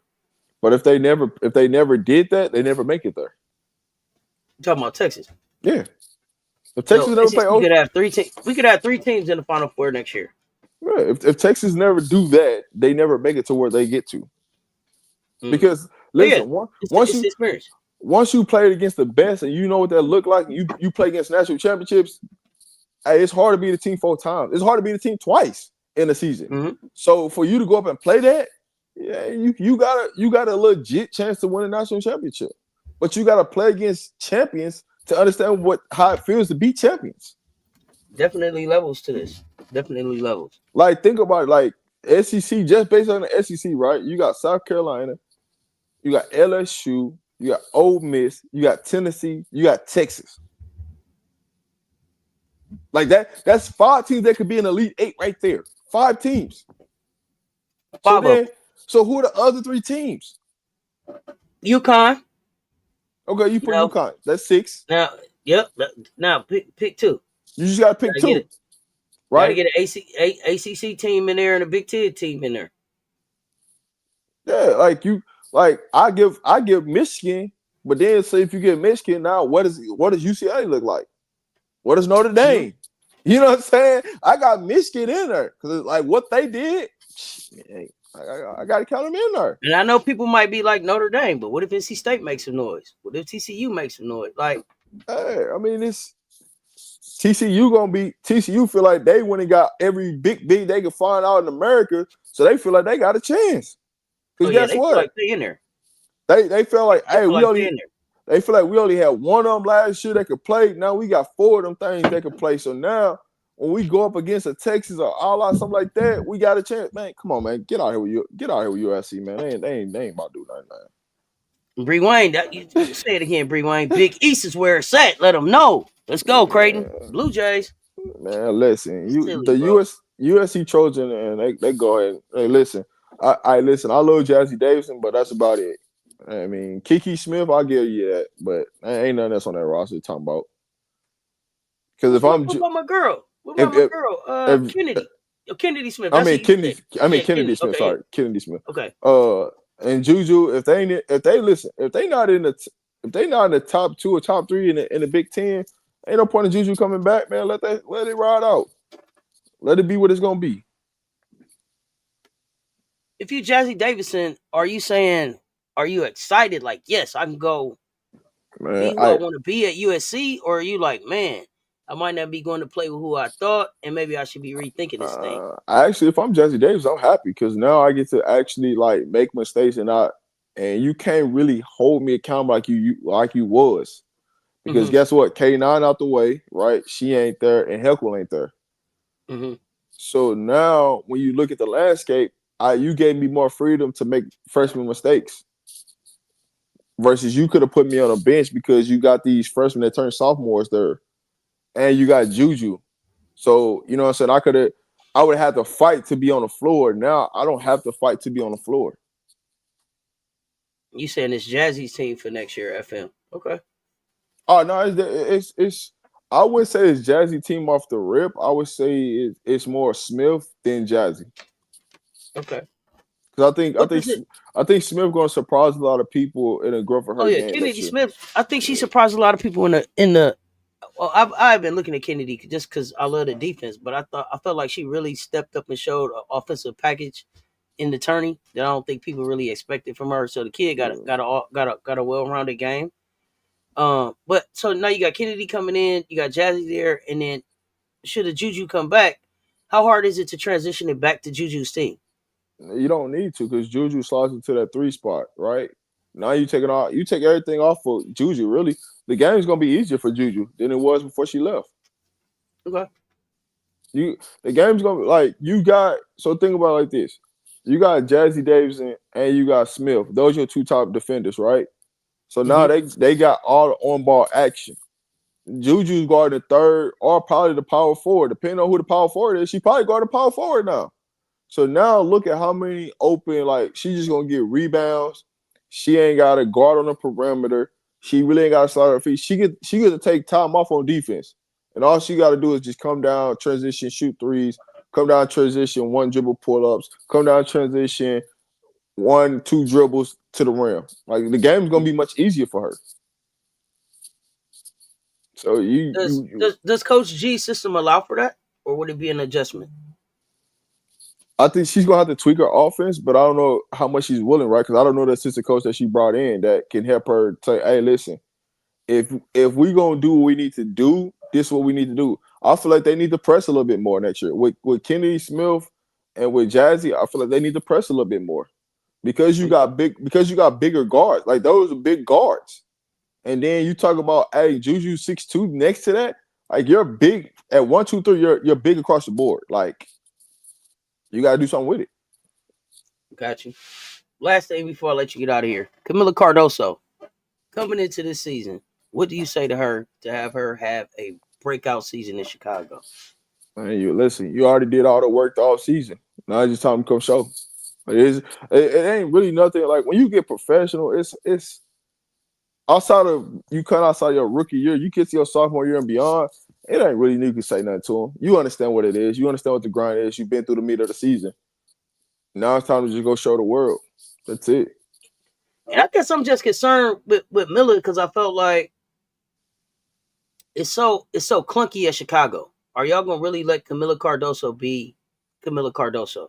It's hard because unless Angel Reese come out and start shooting more from the perimeter, it's gonna be hard because it's just too much clog. It's just clogged up because you got Angel Reese and Cardoso. Like you got them two next to each other, and it's like Angel game needs to develop for Cardoso to go to the even higher level because of the spacing. One team that makes a big trade this season. Hey, low key, I'm not even for lie to you. I think Atlanta's gonna make a trade. I think Ryan Howard or Alicia Gray, one of them two gonna be gone. That's my hot take. That's my hot take. Y'all thinking about? And we'll take that hot take. Clip it. Hashtag clip it. Rob's hot take. If it's Alicia Gray, send her to Vegas. I've been wanting Alicia. I've been wanting Alicia with Asia anyway. So send Alicia to Vegas. So I'll tell you this. My players. So I'm gonna go through my players like that I got like for watch on trades. I got Alicia Gray from Atlanta. I don't think Chicago is really gonna make a major move. The Suns, Mayberry. So I got Mayberry. From there, I don't think Indiana's gonna make a tremendous move. I think they're just gonna stay with their roster. I don't think New York's gonna make a move unless somebody gets hurt. Washington, either Bay or Brittany Sykes gonna get traded from there. Dallas, they're gonna end up making a trade. I don't know who, but you talking about Kirk Miller, they're gonna end up making a trade. I don't think nobody gets traded from Golden State. I don't think nobody gets traded from the Aces. If somebody gets traded from the Aces, it'll be a small move. I don't think it's gonna be nothing major. Unless they want to go get Bay. I'm cool with that. LA's gonna make a move. Just because they got too many bigs, so they're gonna make a move. I just want to see what they're gonna go try to find a wing guard because the wings are super old that they got, so they're gonna go try to get something younger. They're gonna make a move. Minnesota, they're not gonna really make something, but I hope somebody just go trade to get Diamond out of Minnesota. Now, you know what? To be honest with you, if I'm the Aces, I would trade with Minnesota to get Diamond. Like I would trade Danica for that. I would trade her for Diamond. Oh wow. Okay. I would make that happen. But Phoenix got to make a move. So Phoenix is going to trade for somebody, and then Seattle's probably going to end up making a move. So, but my three hands down that I got is Mayberry, Alicia Gray, and Brittany Sykes. Those are my three that I got that's going to get traded during the season. Oh wow! All right. Over under on Rickea Jackson staying at LA's Park. Over. She's fine. She's not moving. They can't afford a mover. Rickea Jackson, they can't afford a mover. I mean, no, and I don't mean just for this season. I mean in general. To me, I think they would move off of Rickea to try to get a Juju at LA. Hell no, you'll be a fool. You can't you got Rickea Jackson and Brent. Those are your cornerstones. With Plum, those are your two cornerstones. You'll be dumb to do that. I just keep hearing that they want Juju to stay home in LA. They want Juju to stay home in LA. And when I look at the roster, I don't think that they would trade Cam, right? I don't think they would trade Cam. And then when here's the thing though, why would you don't need to trade Rickea to get Juju? How would you get her? Bro, I would trade Hamby to get her. What? If I'm going, I'll trade Hamby. Guess what? She gonna give you 20 and 10. Take that. And his first round pick, and we'll give you a second round pick. See you on about your way. But when you really think about it, just think about all the trades that happen. If I know that you're trying to get Juju, I'm holding you hostage on that one. Yeah, but just think about what LA did this year, right? When they traded their second round pick, who did they get back for their second round for their number 2 overall pick to Seattle, right? They didn't really get they got Plum. Who did they trade away? So that's telling you right there. If I want to get the number 1 pick, do I really gotta trade much to get it? That was a bad. Well, I would have advised against it if I was on the other side. Hamby will be 30 plus by that time. Man, listen, I don't give a damn what she. I listen. Rob say he's selling it. Rob say he's selling it. Bro, listen, I'm gonna sell you that one all day long. But I don't have to sell you because her proof is already gonna be out there. The product, the stats, all you need to know is gonna be out there. And then she's gonna be done having kids. So you ain't gotta worry about that. The kids part to be done with. So she'll be done having babies. All right. Y'all heard it here first. Rob, what you got going on the channel today? Man, just chilling. Might pop up and do another live today. Who knows? I'm just, you know what I'm saying? I feel like doing live today. So I might do another, but we'll see. Gonna try. We might have you. We're gonna try to see if we can get you to come back for Gamecock and later. We just talking Gamecocks. Only Gamecocks, changes we made. Malaysia, Ocock coming in. We'll see if you got time for that one. In the CC show tonight at 11. But yeah, we're gonna get in here and try to break down the Gamecocks. Where we at? I don't think people understand the level of talent we got. I'm seeing some nervous comments out here. Y'all don't know we got a thing. we in good shape. Y'all need to know that. So we gonna have a meeting so y'all can know. I'm sorry, what'd you say? I often say this to FM. It don't matter that Henry gonna be 33. You gotta realize whoever has that first pick. Hey, listen, don't let the GM be friends. You know what I'm saying? You'll see a Nico sighting again, just in the WNBA.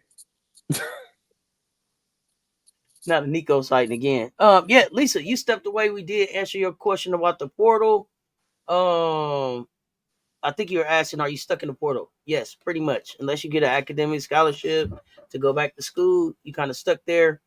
You take a step down, maybe go to a D2, another type of school. But yeah, if you don't, nobody come to get you. You just in there. I'm working out right now the time for the Gamecock show. But it'll be this evening. I don't know, 6:30, 7:30, 8 o'clock. I mean, I gotta see the NBA game going on too. I say this, hey, if anybody, you know what I'm saying, that's non-Gamecock fans, they want to come up, pop up, pop up. We're good with it. Oh yeah. I'm just saying I'm gonna be talking Gamecock stuff on that one. Oh, but we still talk Gamecocks and let them know what they got, somewhere for their team got. That's what I'm talking about. You know what I'm saying? Oh yeah. So we're gonna see. I don't know what time work. We let's do it right now. What time work for you, Rob? Man, you just let me know. You know what time it is. All right. I'll pop out. Yeah, cause and then it's gonna be around NBA basketball too, y'all. Cause we've been watching NBA hoops in the lounge. Y'all pull up and hang out. Rob, Hot Takes Wednesday. Another one in the books. My first time tuning in on the channel. This was fun. Thanks, y'all. Christian and Michelle, welcome. Make sure you follow both channels, Cess Talk Sports and Rob the Man Media. If I got a wrench out there to drop Rob's channel. Hey, listen. This your first time here. Make sure you like, share, subscribe to the channel. If you re-watching this thing for the first time, man, leave a comment. Let us know that you're in this thing so we know. You know what I'm saying? We don't want to skip nobody out. So if you in this thing, show some love. Leave a comment. Let us know you heard. Let us know you hanging out. The better the merrier. You know what I'm saying? If you got something on your mind, you want to get it off, just come here and get it off. As long as you ain't disrespectful, you won't get sniped out the chat. That's all I'll tell you. Exactly. He's easy, y'all. He's youtube.com/@ Rob the Man Media. I mean, we can't make it no simpler than that. All you gotta do is just type. Listen, you type in Rob the Man Media, you gonna see it. You type in Cess Talk Sports, you gonna see it. Yeah. And we follow each other, so you gonna see it. Make sure y'all hit that like. Time to go get in the mention. Time to go get in that mansion. Y'all know what it is. Until next time, y'all stay tuned. Talk soon. We out.